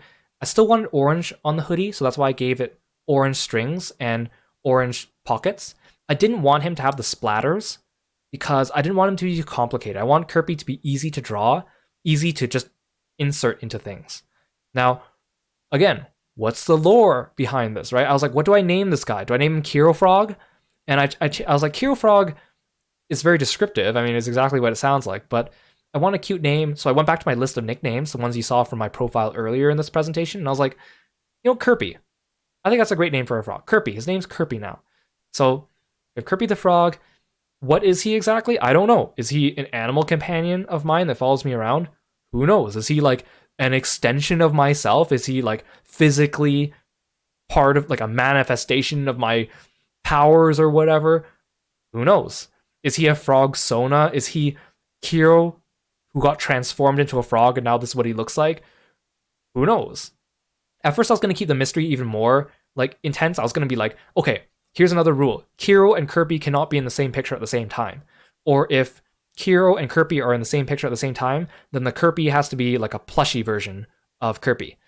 And so original, like the first couple artworks you see of Kiro and Kirby kind of show that. Kirby is a little bit more passive. He's kind of like lying on my shoulder, not doing anything. Because it's like, I want to leave the question to people like, is that a real frog or is that a fake plush frog? But eventually I was like, you know what, let's fully embrace it. I love him, he's cute. Let's just have him doing things. It's less complicated for people. I don't have to explain it to people. So here we are, right? Yeah, maybe he could be like a Stan from like JoJo. Maybe I summon him to do stuff. Who knows, right? Or you're my persona, right? Maybe I summon him like a ninja. So yeah.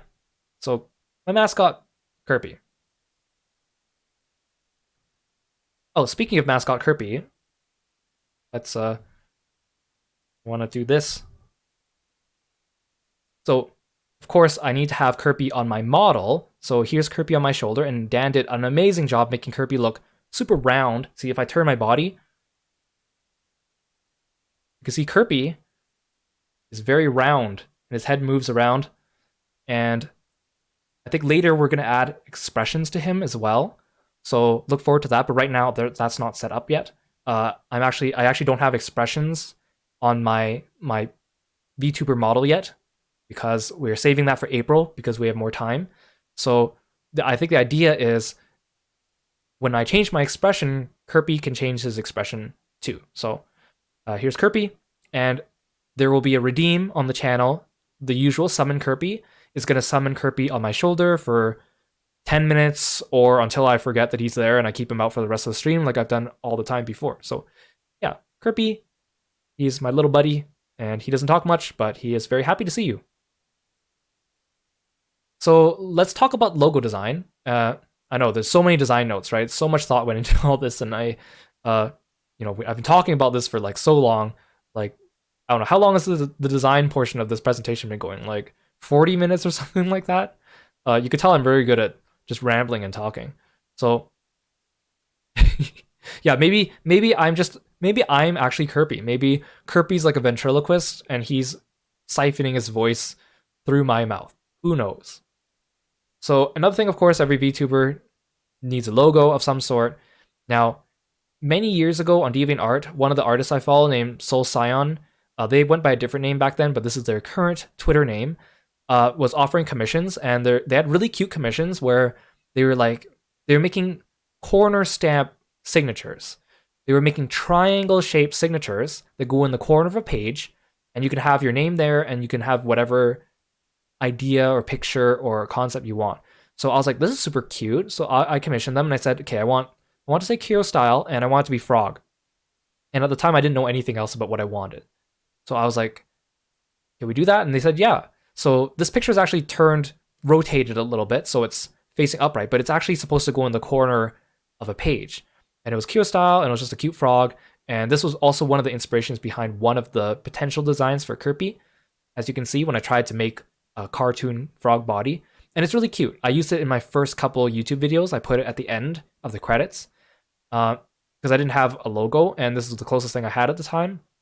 And I really like it. It's got the lily pads and the little like pond reeds and stuff. But when I created my design, I was like, okay, I need an actual design that's actually in color. So Kona X Taros, who is an artist on Twitter who has Skeb open as well, does a lot of icons, and their commissions are amazing. They also turn out their commissions like really quickly. Like within just a couple days, you'll have your logo. So I showed them Kiro's initial design, and I was like, I want a logo. He's based after a frog, and I want it to be orange and blue. And so they created this Kirostyle. It's got little spots on it, and he's got the Kirby's head at the end, which is super cute. And we also made like a shortened version of it where it just says Kiro. So I used this one for all my streams up until now because, one, I didn't have another logo, and also it was really cute. But it was a little bit simple, and I knew that eventually I would need to upgrade from it. So while I was preparing, I had another artist on DeviantArt named White Fox Designs, also an amazing graphic artist, open commissions for icons. And so I was like, let's try commissioning them. And so I told them about Kiro, and I told them about how he's based after a frog and his colors, and he's a martial artist. And these were some of the designs that White Fox Designs came up with first. And to be honest, I really like these. I think they look really stylish. Now, the first one, he has like a bow staff, because I told White Fox Designs that he does martial arts with his fists, but I think it was just easier to put the staff in because aesthetically it kind of went well with the idea. And I really like how he's got like the frog shadow.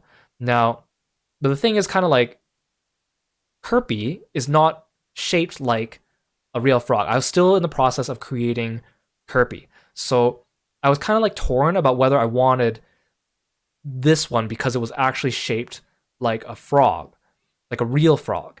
And I was also kind of thinking that you could see the bandage on Kiro's nose. However, if you're looking at the silhouette and you don't know that's a bandage, it kind of looks like a mouth. It kind of looks like he has his mouth open, like he's going, So I was kind of also iffy about that. I love the silhouette of the frog bag on his chest, though. And so I was like, White Fox Designs came up with a few different ideas, and I didn't want them to go back and start from scratch again. So I was like, let's continue this train of thought, and let's keep going with these logos and see what we come up with. So White Fox Designs came back to me with these. So we took away the staff, we changed the colors around, we tried a few different color schemes, and to be honest, I still really like these, but I was a little bit torn about whether I want to continue using it, because I think one of the things that I was unsure about is because this logo is very square shaped, and I like logos that are rectangular shaped, because then you can insert them into like a row of text, And yeah, you could do that with the Kirostyle, with a third column here, with Kirostyle with the frog behind it. But the frog makes it stick out of the text line and makes it a little bit more square shaped. So I was kind of like unsure about that. And it also kind of looks like a beach design, right? It kind of looks like something you see on the beach, at like a, I don't know, like a tourist hut where they sell like Hawaiian shirts and binoculars or something like that. That's just kind of what came to my mind. So I kept these designs. I still really love them, but I was kind of like, I'm not sure if I'm actually going to use it because I'm not sure if it's what I'm looking for. And again, the outfit on Kiro in this logo doesn't match his final one because his final outfit has not been decided yet. I was like, I'm gonna wait until I have my final VTuber design, and then I'm gonna try making a logo again. So when Para finished the design, I asked Para, you make really cool logos too. I've seen Para make cool logos for other VTubers or the VTubers that she's drawn before, and I was like, I really like those designs. Can I commission you for a logo too? And Para said, sure. So Para came up with these 4 designs on the left, and they're all really cool. It was so hard for me to choose. I think the bottom 2 ones were really cute. They had like the flexing bicep and then like the frog head. But I kind of wanted to. I didn't really want a bicep in my logo, even though my character is based after martial arts and like that's kind of a thing. I was like, I feel like a bicep's too much, and how would it look colored? And I don't want it to look like I don't know, showing off. I don't want people to think I'm like super muscular or like a Bara VTuber or something like that. So I was like, okay, I'm gonna rule out those 2 because I don't want the bicep. Even though I really like how the last one has kind of got like the frog head is integrated into the O and has like the bandage going across. So I was like, okay, let's stick with the top 2. And the top one was cute, but like the circle's supposed to be like a flaming fist that comes down, but it looks more like a comet. It kind of looks like a meteor. So I was kind of like unsure about that. So I said, let's try the second one because it's got the frog head, 2, it's got the paint splatter, and it's got like the bandage. So it kind of incorporates everything from my design that I've been looking for. And I didn't mention this earlier, I forgot to, but I think the decision of putting the paint splatters on Kiro's hoodie, in my mind, is a really cool, good decision of mine because as I said before, his keywords were frog and martial artist, and it's really hard to have frog and martial artist integrated into like a logo or a mascot or idea. They're 2 things that don't really usually go together, right? But the paint splatter, I think, gave him an aesthetic. I could say to someone like, oh, I want to commission like an overlay, I want to commission a logo, I want to commission an asset, and he has frogs, he has martial arts, and paint splatters. And paint splatters is something that you could integrate into a lot of different designs. And on top of that, I was kind of thinking about like Street Fighter 4. If you look at Street Fighter 4 art, all the characters are like punching and kicking, and they're leaving like these ink strokes, these paintbrush strokes behind their limbs. And that's kind of what I thought of. I was like, what if like when like Kiro punched, I could stylize that with like paint strokes or paint splatters to emphasize the arc of his throw or his punch or his kick, and that would kind of be his aesthetic. And it goes with the frog because like it still forms like almost like a pattern that the frog's spots are on their body because they're kind of like splatter camouflagey looking things. So I was really happy that the addition of the paint strokes added that extra layer of aesthetic to Kiro, and now he has so much more that he can go with when it comes to creating assets. So while I was doing that, I also asked Kona X Taros to redo the old logo with the new aesthetic just to see what they came up with. And I want to support their art because they've always been fantastic. So I asked Kona X Taros again. I was like, hey, you made a logo for me before. Here's Kiro's new design. Could we create something that follows his new design? And this is what they created. And I actually still really like it. I think it looks really easy to read and really sleek. But in the end, I still want to go with Para's idea. And so Para created this logo down here in the bottom right, which is Kirostyle with the frog, the paint splatter, the bandage, and Para also added the controller pieces. So on the right, it has the 4 buttons, and on the left, it has the D-pad, and adding like the idea of video games to his logo. And I was like, that's perfect. I actually really like this. So for now, this is my logo, but indecisive person as I am, who knows, maybe I'll change my mind, and in the future, we'll get a new logo. But yeah. Thank you so much for coming, Nathaniel. Welcome or not welcome. Thank you so much for coming. Take care. Have a good night, and I really appreciate you coming out and watching the stream. Thank you, and thank you for always being such a supportive friend to me. Okay, so we're finally kind of out of the design phase. Before we wrap it up, I do want to introduce you briefly to some of my OCs because I'm going to mention them here and there. I'm not going to give you profiles for them right now because it's just so much. So I'm going to talk about them briefly. Now, one of my favorite artists, their name is Get Gyu, and on Twitter, they're Get Gyu Art.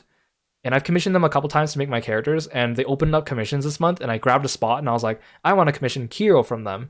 So I commissioned Kiro from them, and they happened to also have, I've also got them to draw Raze and Yishen. So when they finished the commission, I was like, what if I put them in the same picture? Because Get Gyu has such a great style that the characters go together, and, you know, like, when you put the pictures next to each other, you can tell that they're all proportionate to each other and they make the same, like, they're still in the same style. Their style's so consistent. So I was like, let's put them next to each other. So here's me with Yishen and Raze. And in fact, I tried to order them according to height. So Raze and Yishen are taller than me. I'm 5'6". So they're similar heights to each other. So I kind of tried to represent that. And you can see they're all martial artists because, you know, that's my aesthetic. And in fact, fun story, when I first started FF14, Yishen was the same height as me. He was 5'6", which is just above average for a male Mikote, slightly above average for a male Mikote. The reason why Yishen was 5'6" is because, well, it was one of my first MMOs, and I was like, the world is so expansive, I want, when Yishen stands next to something, I want to get a scale of the sense of size.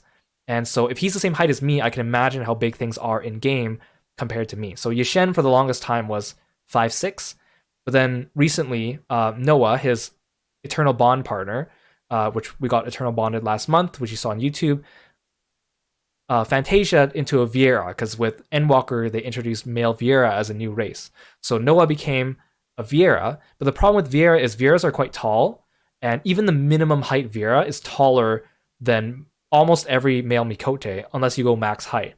So we were like, we still want Yishen to be taller than Noah, so then I changed Yishen's height to be higher so that he would be still taller than Noah. So that's why Yishen is now no longer 5'6", and I'm retroactively making him in my height. So I just thought this was really cool as a comparison, and I think Get Gyu, of course, made Kiro look super cool and really buff. I don't think Kiro is actually this buff, but it was just such a good picture. I was like, I got to show this off. So here's your fan service for the day.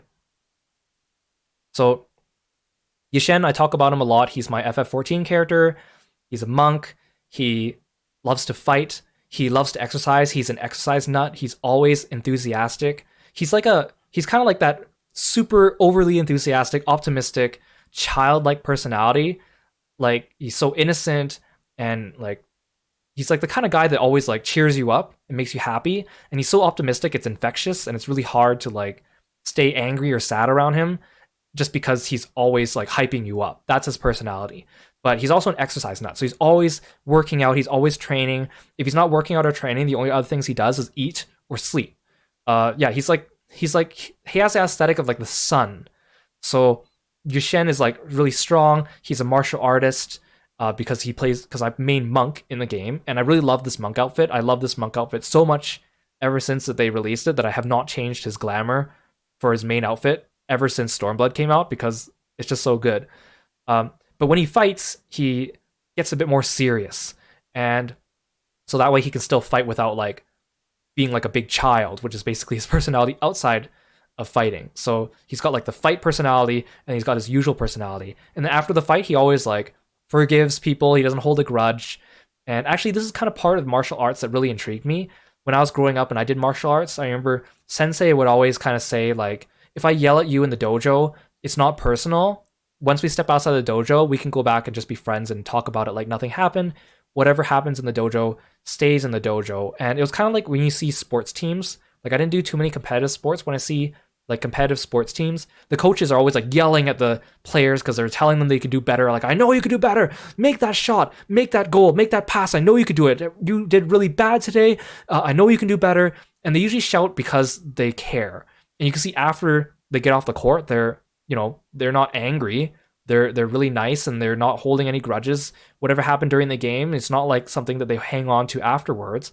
And that's part of competitive sports that I really love. I really love the idea that you can be very kind to someone, you can really appreciate them, you can really want them to strive for something greater, but at the same time, you can still be hard on them. You can still be strict with them. You can still be expecting more from them in that setting.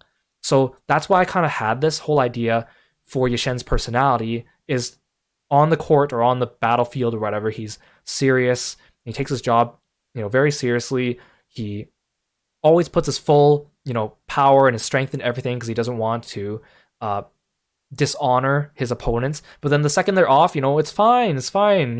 Even if he lost, even if someone got badly injured or he got injured, he's not going to hold a grudge. They're going to be best pals after. It's kind of based after that. And that's one of the things I really love about martial arts and sports, which is one of the reasons also why I like martial arts and want the aesthetic of it for my character as well, because obviously I like playing characters with fists. So you'll see me talk about Yushen here and there. I'll mention him a lot. And Raze is one of my original characters. I've had him for quite a number of years. He's another character that I spent a really long time developing his design. Like I went through all those stages of trying to change his design, just like I did with Kiro. And it's also a design that I've ended up settling on so much that I like it. I can't see myself changing it in the future. So I like writing stories. I like creating characters. And so Raze is supposed to be the protagonist of the story I'm writing. And I have this big idea for the story and stuff. It's in my head. I've written parts of it down. And one day I want to publish this as a game. He's basically made to be like an RPG game protagonist. And so I like commissioning people for him because I think he's really cool. But of course, sometimes you kind of want that fan servicey art. You kind of want to see when you find an artist that draws really good muscles, you're like, I kind of want to take advantage of that. So even though his outfit is designed to be modest because it's like a closed jacket, he doesn't show much skin. But, sometimes it's like, maybe we can open up that jacket and have him go shirtless for some fan service once in a while. It's okay. So, again, Raze, main protagonist of a story I'm writing. He's like a lone wolf kind of character. He's kind of the guy that acts standoffish. He acts like he's super cool and tough, doesn't want anything to do with you, but he actually has a really big heart on the inside, and he's actually a really nice guy, but he doesn't want to show that. And part of the story is him exploring that part of himself and becoming more open with depending on other people and being more friendly. So that's part of Raze's backstory. And then Neros is also a character I've had for a really long time. His design hasn't gone under too many iterations. He started as an RP character I had, but I loved his design so much. I designed him originally with the straitjacket in mind, and I liked him so much that I wanted to use him elsewhere. So then I brought him into this story, and I basically, he actually came before Raze, so technically I wrote Raze into the story for Neros. Neros is like the anti-hero. He's the kind of guy that you don't know if you can trust him. He's always very secretive. You can never tell whose side he's on. Sometimes he helps you out. Sometimes he gets in your way. He always has a smile on his face like he knows more than you. But, you can't just say no to his help because usually a lot of times he's the only source you have. He's the only person who has information that you need to accomplish your goal. So you have no choice but to work with him, even though you know that he's going to betray you at the end. That's the type of character that he is. So he's like the anti-hero to Raze. The two of them don't get along. They're rivals together. I spent a really long time deciding his name. There's a reason why it's Neros and not just Nero. But again, maybe in the future when I do some just chatting streams, I'll talk about my original characters because I actually have a lot of information and lore on them. But for now, I just want to show you that I have them because I'm gonna offhandedly mention them during streams all the time. Okay, wow. So that design section took like an hour talking about all the design things. When I was looking at VTuber debut streams to get an idea of what to put into their streams, they usually showed off their design and then they did their likes and dislikes. So I ordered them in the same order. Honestly, I should have put the design at the end of the presentation because it's so freaking long. I feel like people probably got bored partway through. You live and you learn. Anyways, what are things that I like and what are things that I dislike? So obviously I like frogs, I like martial arts, and I like video games, of course, particularly JRPGs, but I don't exclusively play just JRPGs. I just like stories, or I like video games that have stories. I like being able to talk about stories and what goes on in the future and like what happens between the characters and the artistic design behind them. So video games, I say that I like JRPGs the most, but actually I would say that JRPGs are maybe about like 40% of what I play and not more than 50%. I love art and original characters, as you can see. I love storytelling and writing. I love putting together all these stories. When it comes to music, I really like soundtracks, especially video game soundtracks. When I listen to video game soundtracks, because usually they're instrumental, it puts me in the mood for different things. It makes me think about what I was doing when I played that game. So like if I hear like a battle track, and I'll be like, oh yeah, I remember fighting that boss. Or like I hear an emotional track, I'm like, I remember exactly when I heard this in the story, why it made me tear up. And so I love soundtracks, but as a consequence of that, I don't really know much music. People always talk about music. Like, what music do you like? What artists do you listen to? Or do you know the lyrics for this for karaoke? Or this popular song that always comes on the radio? Do you know the lyrics? And I'll be like, no, I don't. I might recognize it if it's a popular song, but I actually don't know the lyrics or who sings it or anything because I listen just to soundtracks, and usually soundtracks for games that I've played. Sometimes I'll find a good soundtrack for a game I haven't played, but usually I like listening to ones of games I have played because I can put myself in the mind of when I played it and when it actually happened during that game. Good night, May. Thank you so much for hanging out. Thank you for the birthday wishes. Hope you have a good night. I really appreciate you coming to the stream. Thank you. So yeah, when it comes to music, I don't really know much music other than soundtracks of games that I played, honestly. I like food. I know everyone says that, everyone likes food. The reason why I put it here is because I like food a lot. I don't think I'm a foodie, but I think I have a certain there's a certain thing about food. When I eat it, I like to dissect it. I was like, oh, I really like the taste of this because the sweetness of this contrasts with the savoriness of this, or this sauce goes really well with this, or I don't think the sauce goes well with this. Or I think I have a good palate because whenever people make things, I can tell what ingredients they use. I'll be like, did you put some of this in it? Did you put a hint of this in it? Because I can taste it. And even when we're cooking at home, if we switch out the brand of an ingredient, sometimes I can tell. I'll be like, did we use a different brand of, I don't know, sugar or something like that? I can tell those things. So I really like food. I really enjoy food, and I like talking about why I like it and what makes it really good. Japanese food's probably my favorite. I love almost every type of Japanese food, really. And I also really like French cuisine as well. I quite like French food too, but I like a lot of food. Thank you so much, Yule. Thank you so much for coming. Good night. Hope you sleep well, and I really appreciate your support. Thank you. Yule is amazing because he's one of my mods and one of my closest friends too, so always give him a shout out. He's amazing. And he streams Final Fantasy 14 as well, and other games. I also have a huge sweet tooth. I love sweets. Anyone that knows me knows that I will always order the sweetest things I can find because I want to try them out. I love desserts. I love sweets.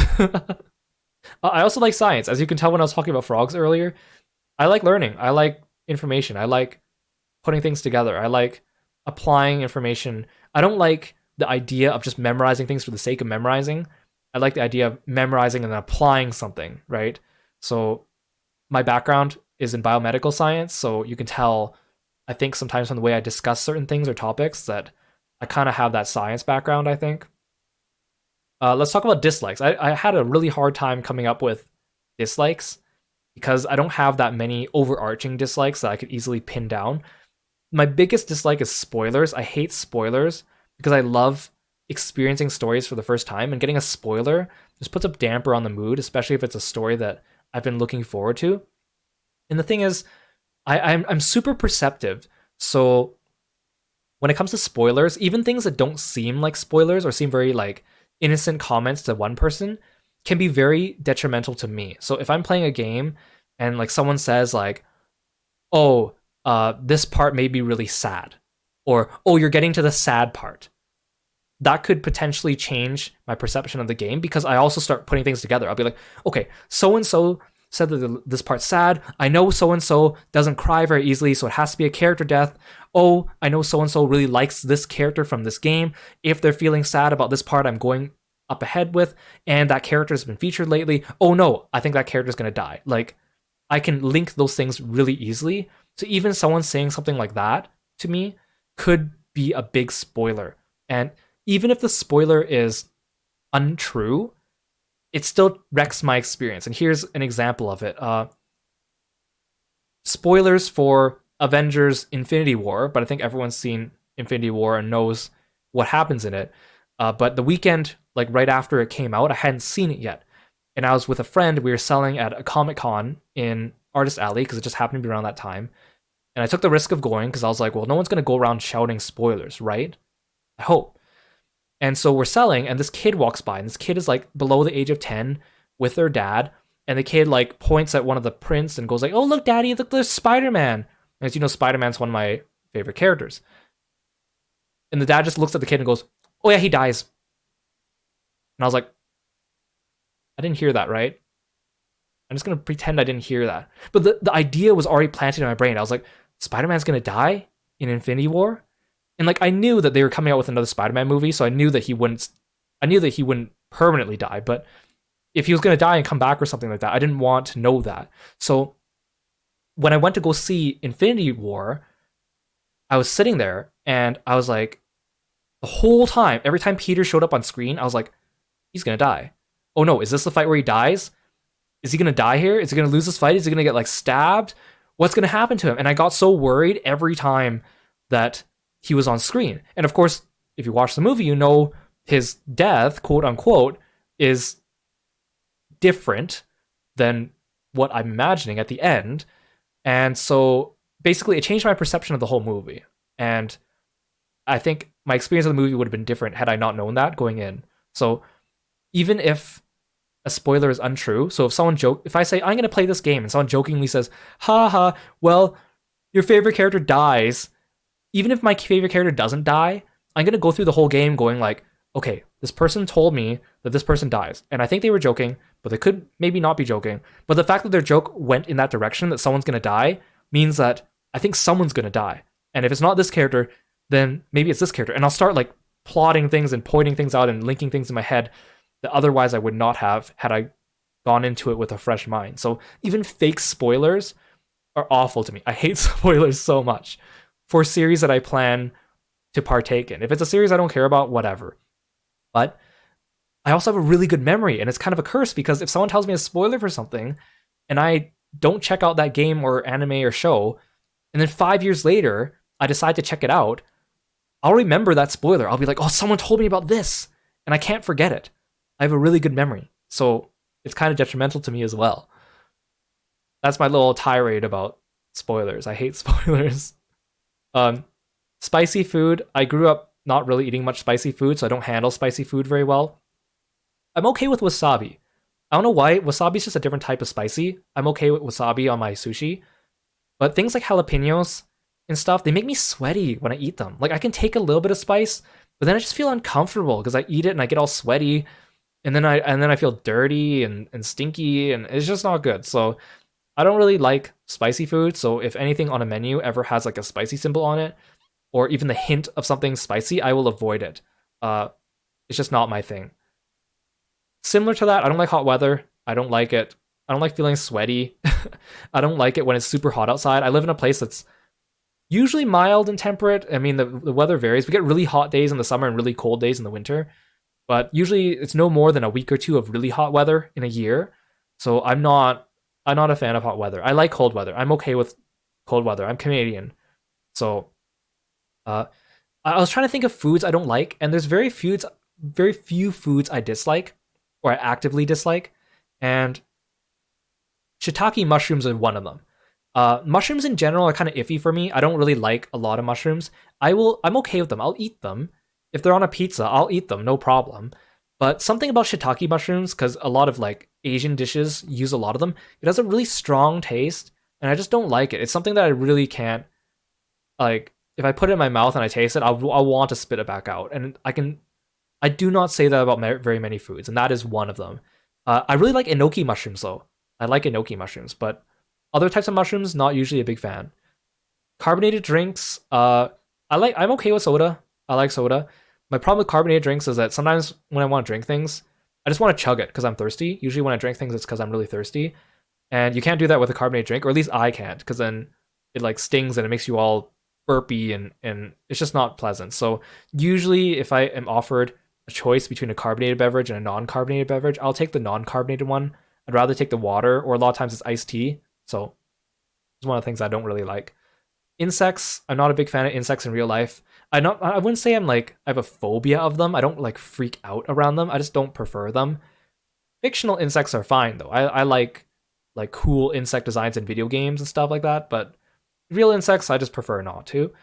Pay to win microtransactions is just kind of self-explanatory. I don't like how a lot of games or a lot of game companies or a lot of series are moving more towards those like free mobile game things, and then they just charge you a bunch of money. Sometimes it's okay if they do that, but if it's to the point where you have to pay to win, I just don't like the entire direction that it's going in the industry. And then lastly, wearing glasses and contacts. I have glasses. I wear contacts when I leave the house. I have a super high prescription and I have astigmatism on top of that. So my glasses are very thick and I think they look ugly on me. I don't think I look good in glasses. I know a lot of people like glasses on people and they say everyone looks good or better with glasses. I am the exception to that rule. I don't look good with glasses. So, and contact lenses, because my prescription is so freaking high, I have to wear hard contact lenses instead of soft contact lenses. So they're even more uncomfortable. So every time I come home from work, my eyes are always very tired. So I am applying to have laser eye surgery this summer, and I have it booked. And my prescription is so high that it won't bring me back to a 2020. It'll probably decrease my prescription. But my eye doctor was like, you know, most people would say that they want to get it to 2020, but your eyesight's so bad that even if you get it close enough, to you, it's going to feel like completely clear vision because you're so used to being so blurry vision. So any improvement for you, you're going to feel like you have perfect vision after that. So I am getting laser eye surgery in the summer and I'm kind of worried about it. Not like worried, I'm nervous about it because after you get it, you have to put eye drops in like every 15 minutes.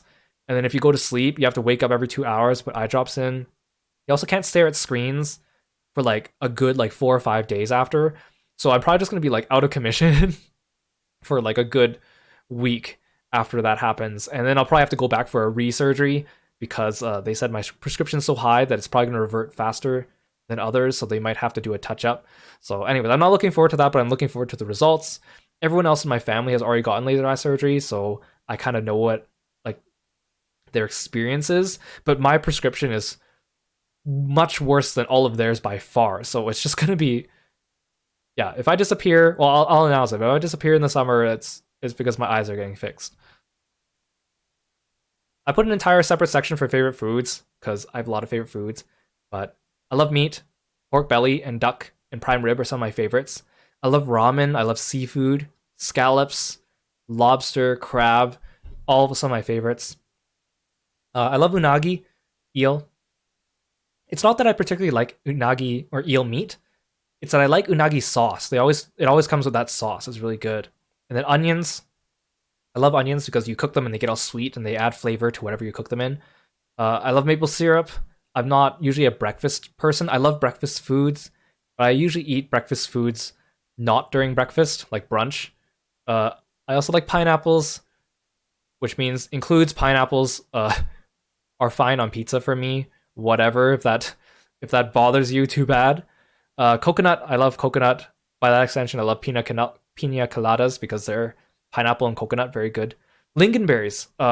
Lately I've been going more to IKEA and you buy those like lingonberries or like lingonberry juice, and it's really good. It's like the perfect amount of like it's like a cranberry, but it's not as sour, but it's also sweet like a strawberry. I highly recommend lingonberries if you've never tried it before. Cream cheese, also love it. Cheesecake or bagel spread or whatever. Cream cheese is just one of my favorite flavors. I love red velvet things because they come with cream cheese frosting usually, which is so good. Of course, you can tell my sweet tooth is coming out. Most of these are sweets. I love millefeuille, which is like a kind of like a French pastry dessert. It's really, really good. Creme brulee is also one of my favorite flavors, and I like creme brulee itself. There's this bubble tea place in my town that is like kind of fancy, and they have a creme brulee bubble tea, and it's so good. And it's the only reason why I ever go there. I love bakery things. I love going to a bakery and picking out all the sweet breads and the cookies and the buns and whatnot. Uh, Apple pie, I really like apple pie, mostly just the filling. I like apple pie filling a lot, but apple pie isn't my only type of favorite pie because I was like, I can't put apple pie filling because then I sound like I don't eat the pie.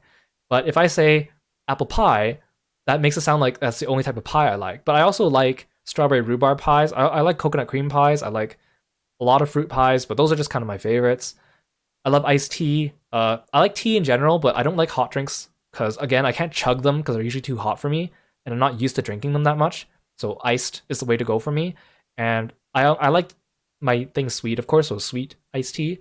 And like I said, I don't like carbonated drinks. So usually, if people offer me type of pop or soda, usually I'll ask for iced tea because I know it's not carbonated. And I like the flavor of coffee, so I like things like French vanilla and iced cappuccino and English toffee, but I'm not really a coffee drinker. I'll have it once in a while. So it's more like I like the flavor of coffee. Caffeine doesn't really do much for me, so I don't really drink coffee. Really, I don't. It's like a treat once in a while for me.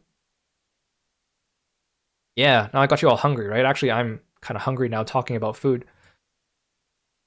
My favorite anime and manga and other series. So I don't actually watch that much anime. I used to watch a lot of anime in the early 2010s and in the late 2000s. Haven't really kept up with anime recently. I tried to think of some more recent series, but I know everyone's into a lot of things that I don't have much idea of.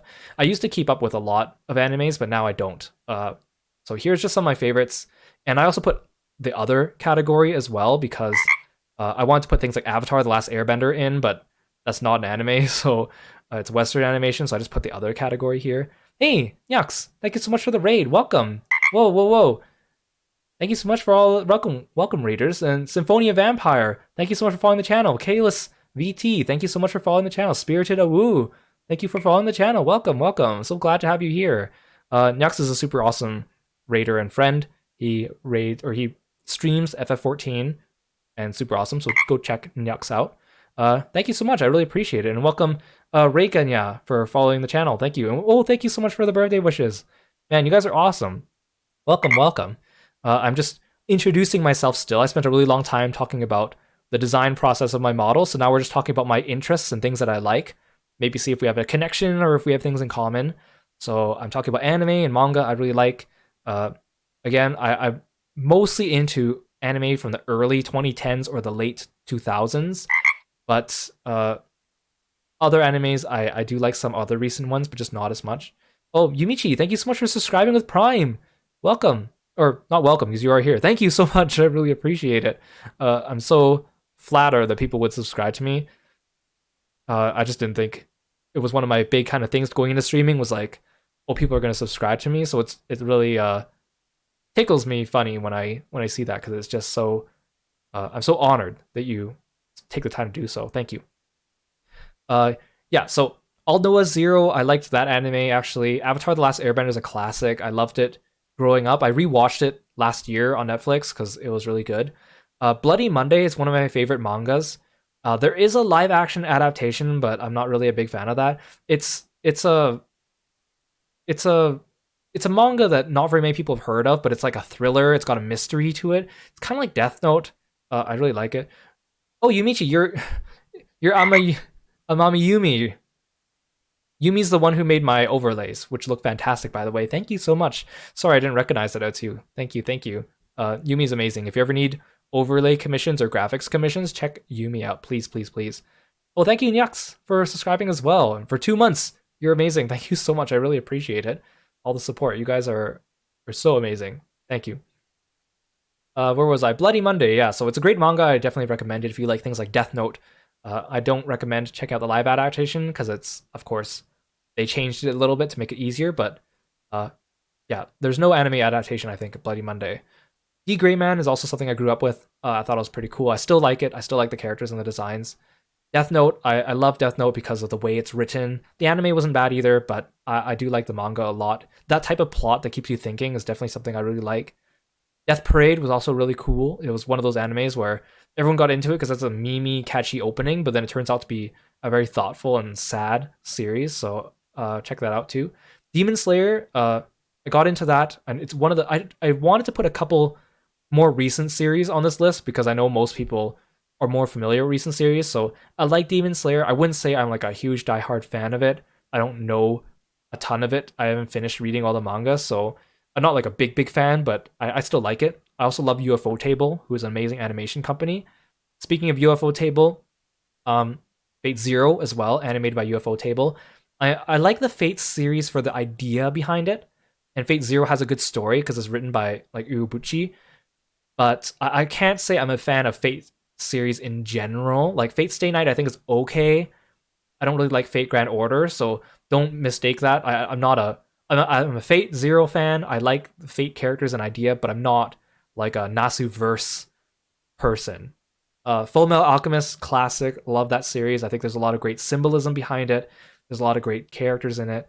Gekkan Shoujo no Zaki-kun is a hilarious series. I like it. It kind of gets in the mind of the comedy and humor, especially when it comes to being an artist. So I recommend you check that out if you are into that. I mentioned Gundam Seed and Gundam Double O are two of my favorite Gundam series. I haven't really uh, explored Gundam series that came after Double O. Maybe I should. I do like those two series the most though. Jujutsu Kaisen is another like more recent series I want to put on this list.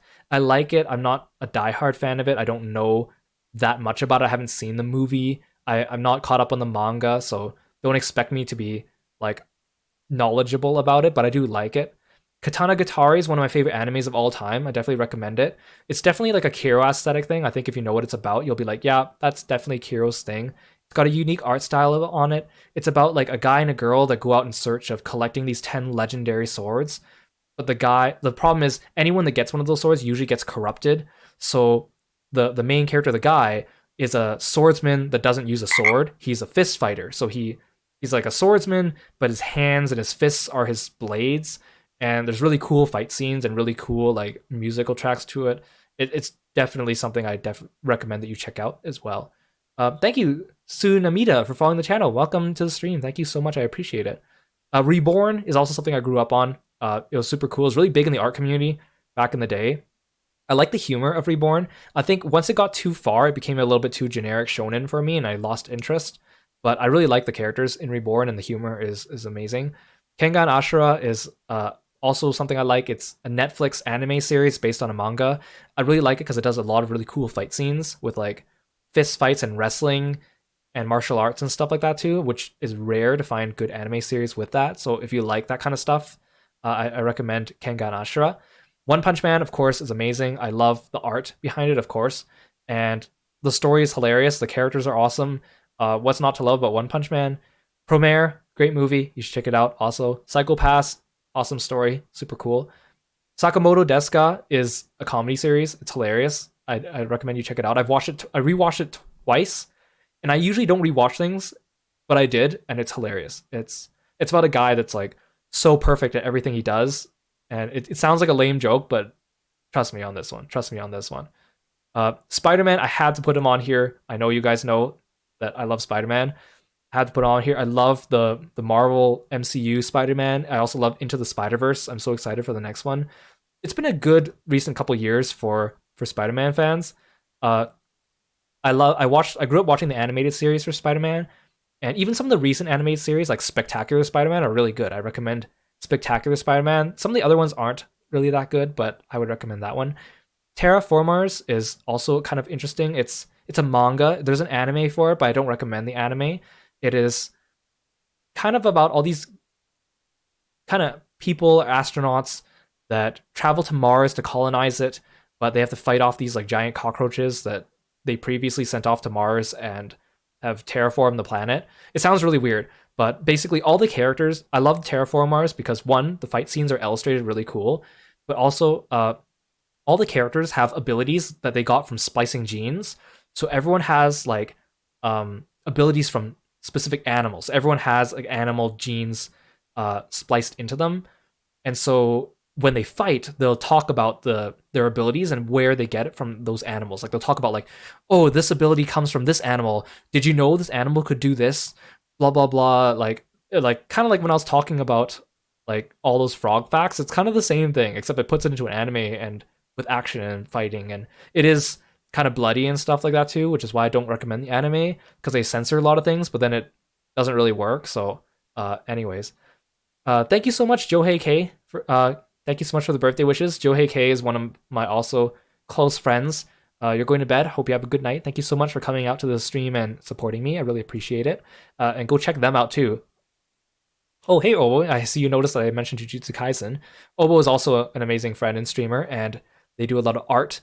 And particularly, they're also a huge Jujutsu Kaisen fan. So if you like Jujutsu Kaisen, go check out Ouroboros on Twitter or Twitch for their content. Super amazing art. Lastly, Umineko no Naku Koro ni. Uh, awesome mystery series. Keeps you guessing. It's a game and a manga and the anime. People say they don't recommend the anime, but honestly, I think the anime is okay if you want like to dip your feet into the series. It does end on a cliffhanger though, so then you will have to read the manga or play the game to get the rest of it, which you will want to because it's an amazing mystery thriller. Yeah, so I was like, I was thinking about you when I put down Jujutsu Kaisen. I was like, I need to think of recent series. So I like, oh, let's put Demon Slayer, let's put Jujutsu Kaisen, because I do like them. So I don't really watch that many animes because games are more my thing. I know a lot more about games. I'm a lot more knowledgeable about games. So most of the time I don't watch animes because I'm playing games. But these are some of my favorite series. I love the Ace Attorney series. The Great Ace Attorney is one of my favorite games of all time, which was one of my first streams on YouTube. Arknights is a mobile game I play. I actually like the gameplay of it. Blaze Blue is a fighting game, but the story and the characters are written really well. So I recommend Blaze Blue. Even if you're not into fighting games, it's just amazing plot and stories. It's by the same people who did Guilty Gear, but I think Blaze Blue is better than Guilty Gear. It's just unfortunate that Blaze Blue does not have a 3D adaptation. It's all 2D fighting, but I wasn't into 2D fighting games until Blaze Blue, and it got me into it. So yeah, Cuphead I think is an amazing game. It's hard as nails. I'm not good at it, but I love the art style and the aesthetic and the gameplay and everything about it. Danganronpa, if you like Ace Attorney, it's no surprise I like Danganronpa as well. Fire Emblem, I really like Fire Emblem. I think the recent games are a bit of a hit or miss for me, depending on and some of the spin-offs, but I like the series as a whole. Of course, you know I've played Final Fantasy XIV, and Grand Blue Fantasy is also a mobile game that I play. It's got really good soundtrack, really good stories, really good characters. I recommend it. It's also one of the most generous mobile games I've ever played. They give out so much free stuff, you don't even have to spend any money and you get everything, I swear. Hades is also an amazing game. I played it on this channel. If you haven't played Hades, definitely check it out.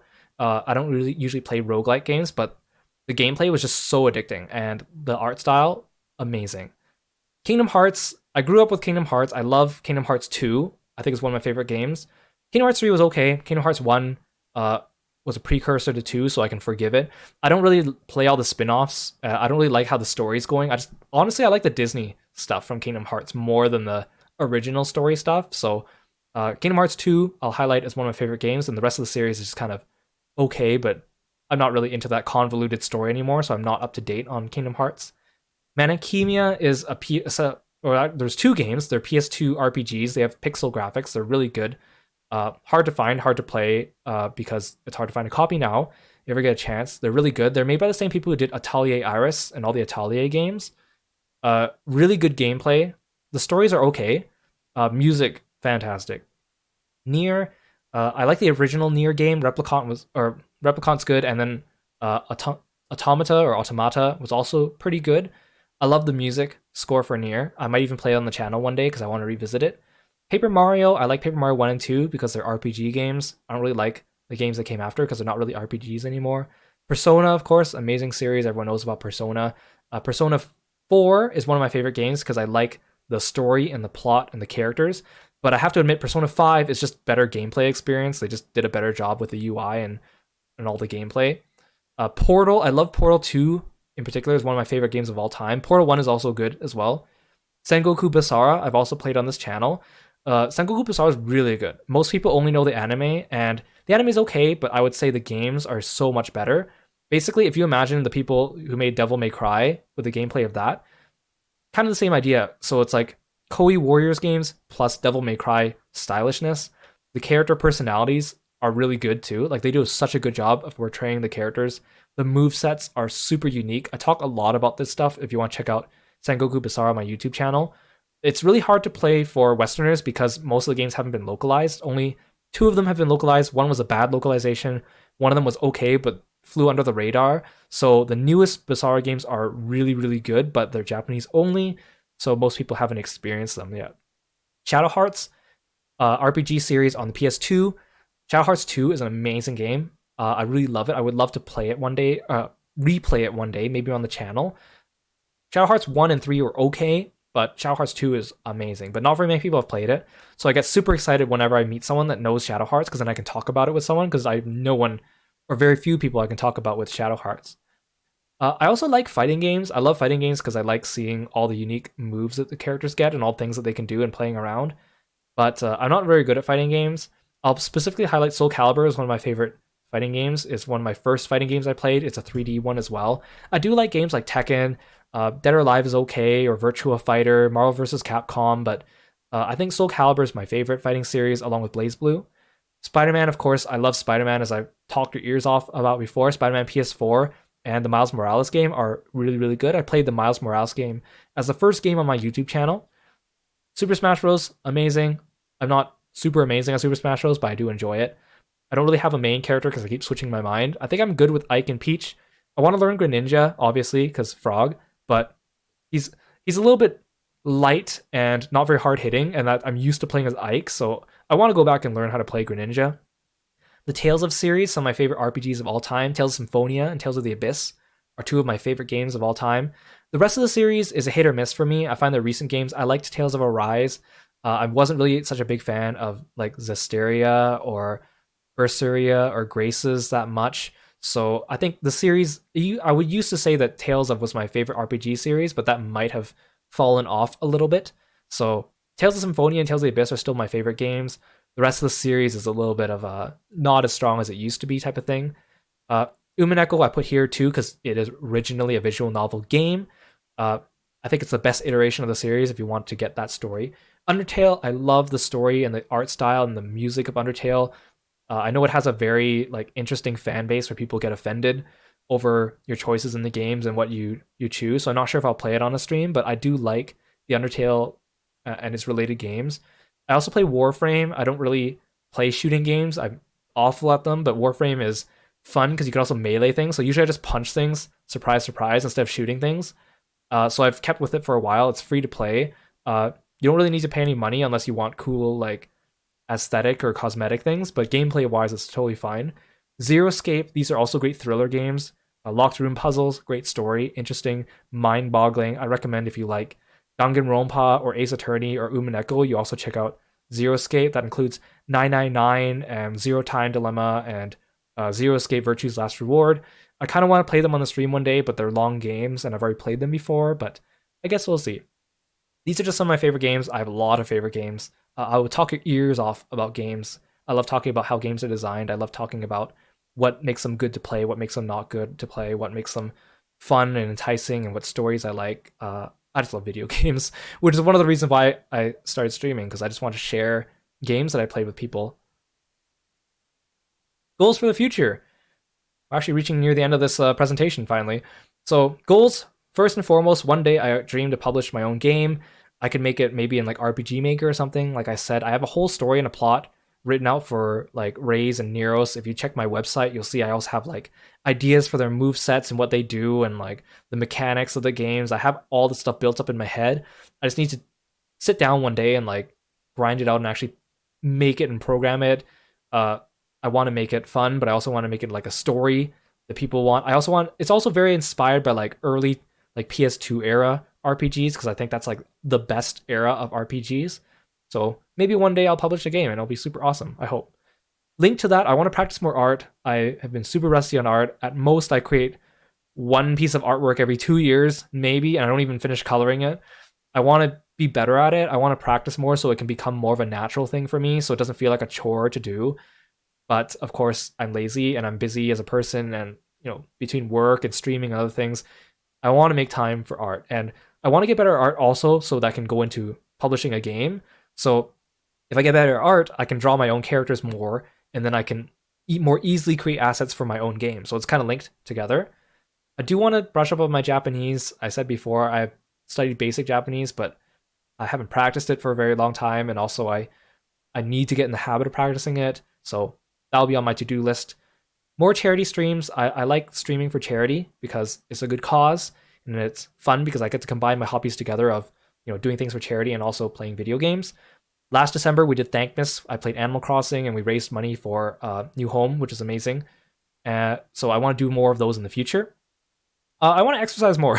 I'm getting old. I'm not exercising as much as I used to. I used to work out a lot more. I used to practice a lot more martial arts. I want to do it more just because it's healthy and also like to feel good about yourself. So I'm putting this down because I want to commit myself to that. I need to exercise more.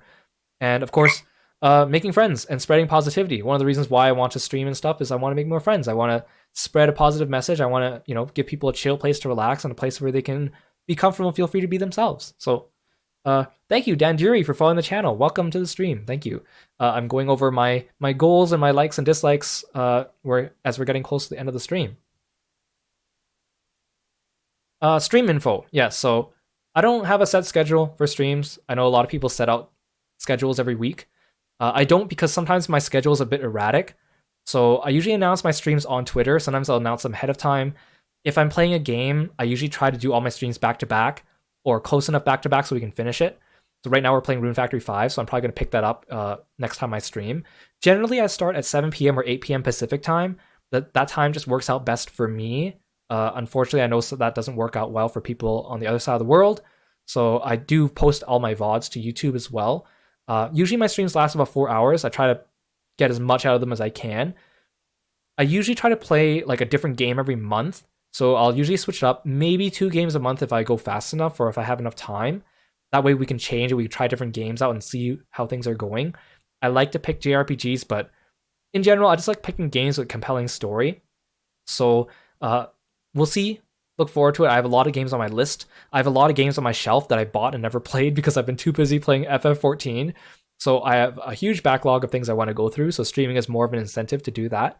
So if you're looking for variety on this channel, that's what I do. Every game or every month, new game.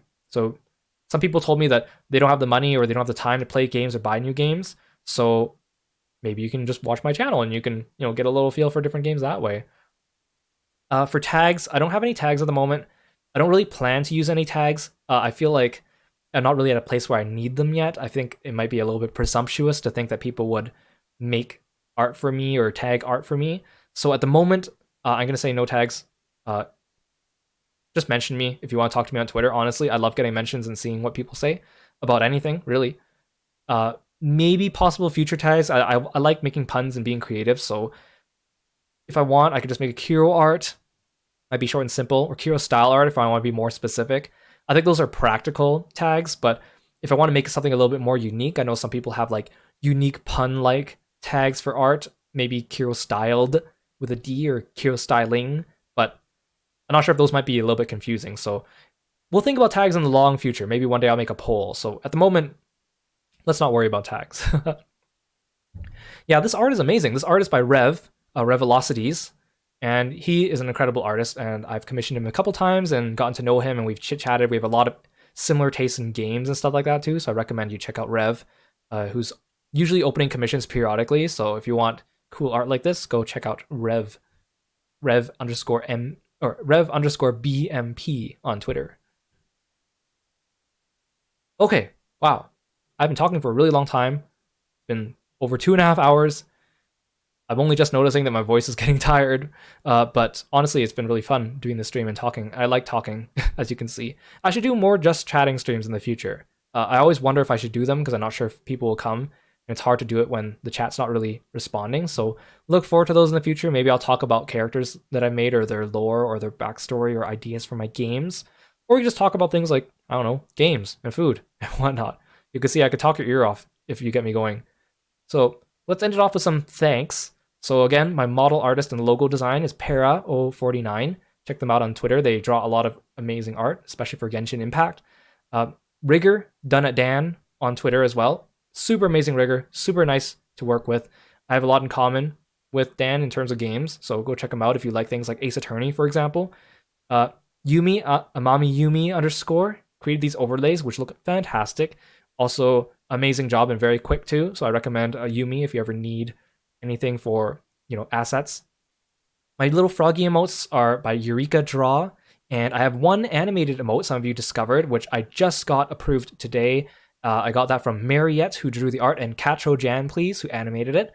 They do these like little jiggly wiggly emotes, and they look so cute. And I was like, I need one, and it turned out so good. So try using that animated emote everywhere you please if you subscribed as well. I think it's pretty cute. The music again is from Damahisk. There's a battle theme, which was the waiting room music, and then there was the normal theme, which was in my trailer. And all the cute little chibis you see popping up for the alert art is by Yano Yanin, who does Skeb commissions. So check them out. I think they did an amazing job. And huge shout out to two of my mods, or my only two mods, Yule Lester and Euro for always sticking by me, coming into my streams, supporting me, helping me mod my streams as well. They're both very, very close friends of mine, and I love them, and I trust their judgment. So I'm super duper blessed to have met them, and amazing that they support me and take the time to come to my streams and mod for me as well. So big thank you to them as well. Matt Doodles, thank you so much for following the stream. Really appreciate you. Welcome to the channel. Unfortunately, we're just getting close to the end of this, but I hope you will stick around or check out some of my other videos in the meantime. But I really appreciate you being here. Thank you.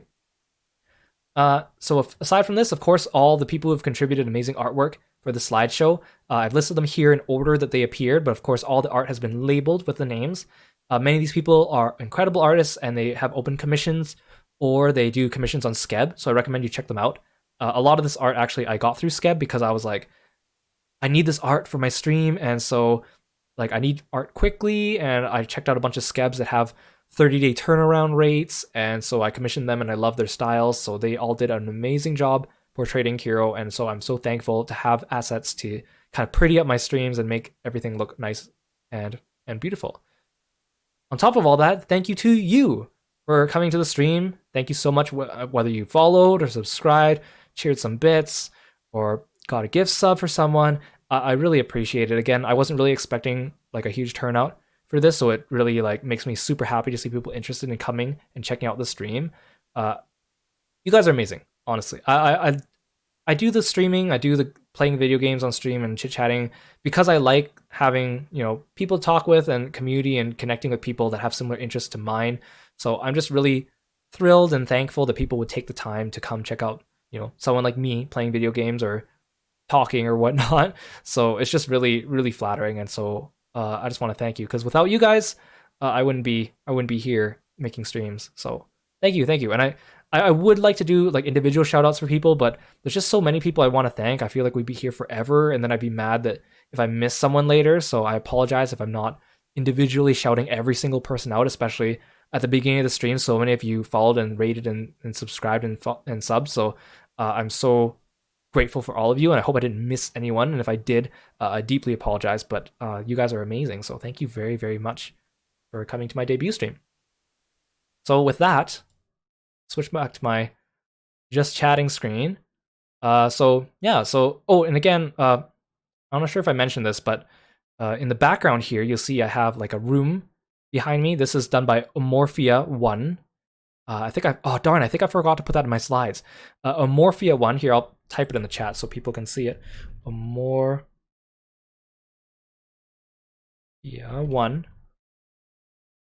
Oops, misspelled it. Check out Amorphia1 on Twitter. Is an amazing background artist, and they do commissions once in a while, and they like 3D model their backgrounds too, so they look really convincing. Like when I saw this, I wasn't sure if it was like, is this a real room? Is this 3D modeled, or is this drawn and painted? I can't even tell. And some of my friends were even like, is this an actual room? And I was like, no, actually it's 3D modeled room. So it looks really cool. And I actually even have like a nighttime version of it right here, which you saw in the early trailer at the beginning. So yeah, Amorphia1 is amazing. Check them out. And I'm really grateful. It gives a really cool kind of like stylized, customized look to the background here. In fact, I'll even hide my model, so you can see like I asked him to make like something frog inspired, but also like martial arts inspired. So there's like a punching bag in the background. There's like a karate poster on the wall. There's like a PC. It's got like a crystal on it, kind of like alluding to Final Fantasy 14. I have like a shelf in the background with all these different like froggy related things. There's like some plants. There's a behind behind the chat box, there's a frog tank, like a fish tank for frogs. Actually, I can probably hide my overlay. There you go. And then there's the bed, which looks really stylish. I have like the blue and orange and the yellow aesthetic with the white. It looks super clean. And there's some gaming consoles. I have like a Monk Soul Crystal sitting on the table there. And yeah, it's just super amazing. So if you ever want a background, go check out a Morphia 1. And I apologize, I forgot to put Morphia into the thanks on the slides, but I'm very appreciative to them for creating the background for me. So we've reached the end of the stream. Wow. I thought this stream would only be an hour or an hour and a half, but I severely underestimated my ability to talk for a couple hours. But I know usually debut streams are, I think usually like an hour long for most people, and then they go on to do something else. But I didn't plan anything else after this. I have some things to do before I go to sleep to prepare for work tomorrow, so I didn't want to stay up, and if I played a game, there just wouldn't be enough time for me to get enough of that in. So look forward to my next stream. Now, tomorrow I might not be streaming because I'm busy, but the next day, which is April 1st, check out Twitter. I'll probably announce if we're going to be streaming. If I do, it'll probably be continuing Rune Factory 5. I want to finish that game, and then we'll move on to the next game of the month for April, which I haven't yet decided. I have a few candidates in mind. So, yeah, think on that. I hope you guys enjoy. I hope you guys come back sometime or check it out, or go to the VODs on YouTube. I post everything there as well. Oh, and thank you so much for the birthday wishes too. It's been really great. I don't usually celebrate my birthday, to be honest. It's been easily, let's say, 10 years or more since I've done something for my birthday. I usually just consider it a normal day and I go about my business, but it's just been so appreciative for everyone saying happy birthday and wishing me well on Twitter and here on stream. It's just kind of like overwhelmingly positive, and I'm just speechless with how kind people are reaching out to me and saying that. So thank you so much. Yeah, I promise you the stream on April 1st, if I do announce it, is not going to be an April Fool's. It will, if it happens, it will happen and it won't be a joke, but that would be an epic April Fool's joke, huh? Yeah. So thank you so much, guys. And you know what? Before I send you off, actually, I'm going to quickly check Twitch to see if anyone is in need of a raid, so I can send you their way. But I think it's late, so I'm not sure if anyone I know is currently streaming. And oh, one of my friends is streaming Elden Ring. So what I'm going to do is I'm going to show you the trailer one more time. Oh, thank you, Summer Mint Sphere. Thank you so much for following the channel. I really appreciate it. Welcome. Unfortunately, we're just closing up, but thank you so much for coming by. So, okay, this is what we're going to do. I'm going to show the trailer one more time because I'm pretty proud of it. And then afterwards, I'll send you guys on a raid if you're still around. So stick around if you want some channel points or whatnot, or check out my friend playing Elden Ring. But otherwise, thank you so much. And this will be posted on YouTube if you want to check it out or miss something. If you want to go back to seeing me talk about all these different things or introduce myself, that will all be there for you. Thank you again for all the support. Thank you for the birthday wishes. I appreciate it. And here's the trailer one more time.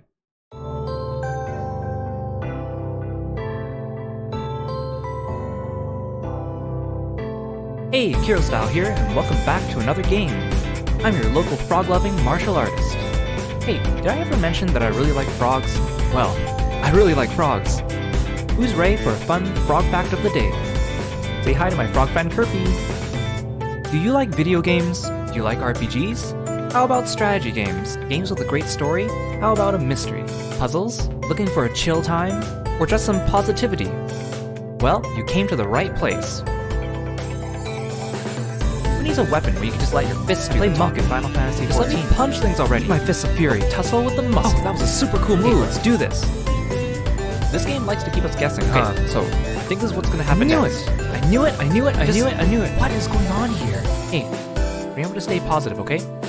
I got your back. We're all froggy friends. Even if things get difficult, just keep on trying, okay? Don't give up.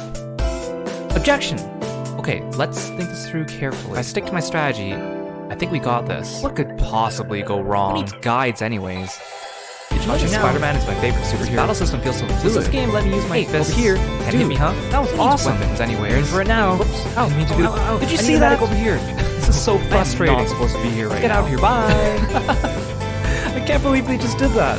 Oops, we got totally botched that one. The game never gives Thanks me for a the choice to assist. fight without my weapons. Take this. I'll take and that. I prefer the speedy characters PBS, over the let's go. heavy hitters. Good old bare knuckle. Check out my brawl. martial arts. Fantastic game. Can't wait for the next one. I highly recommend What this happens game. next? Okay, go try it out for I need to yourself. know. Thanks so much for watching, guys. See you next time.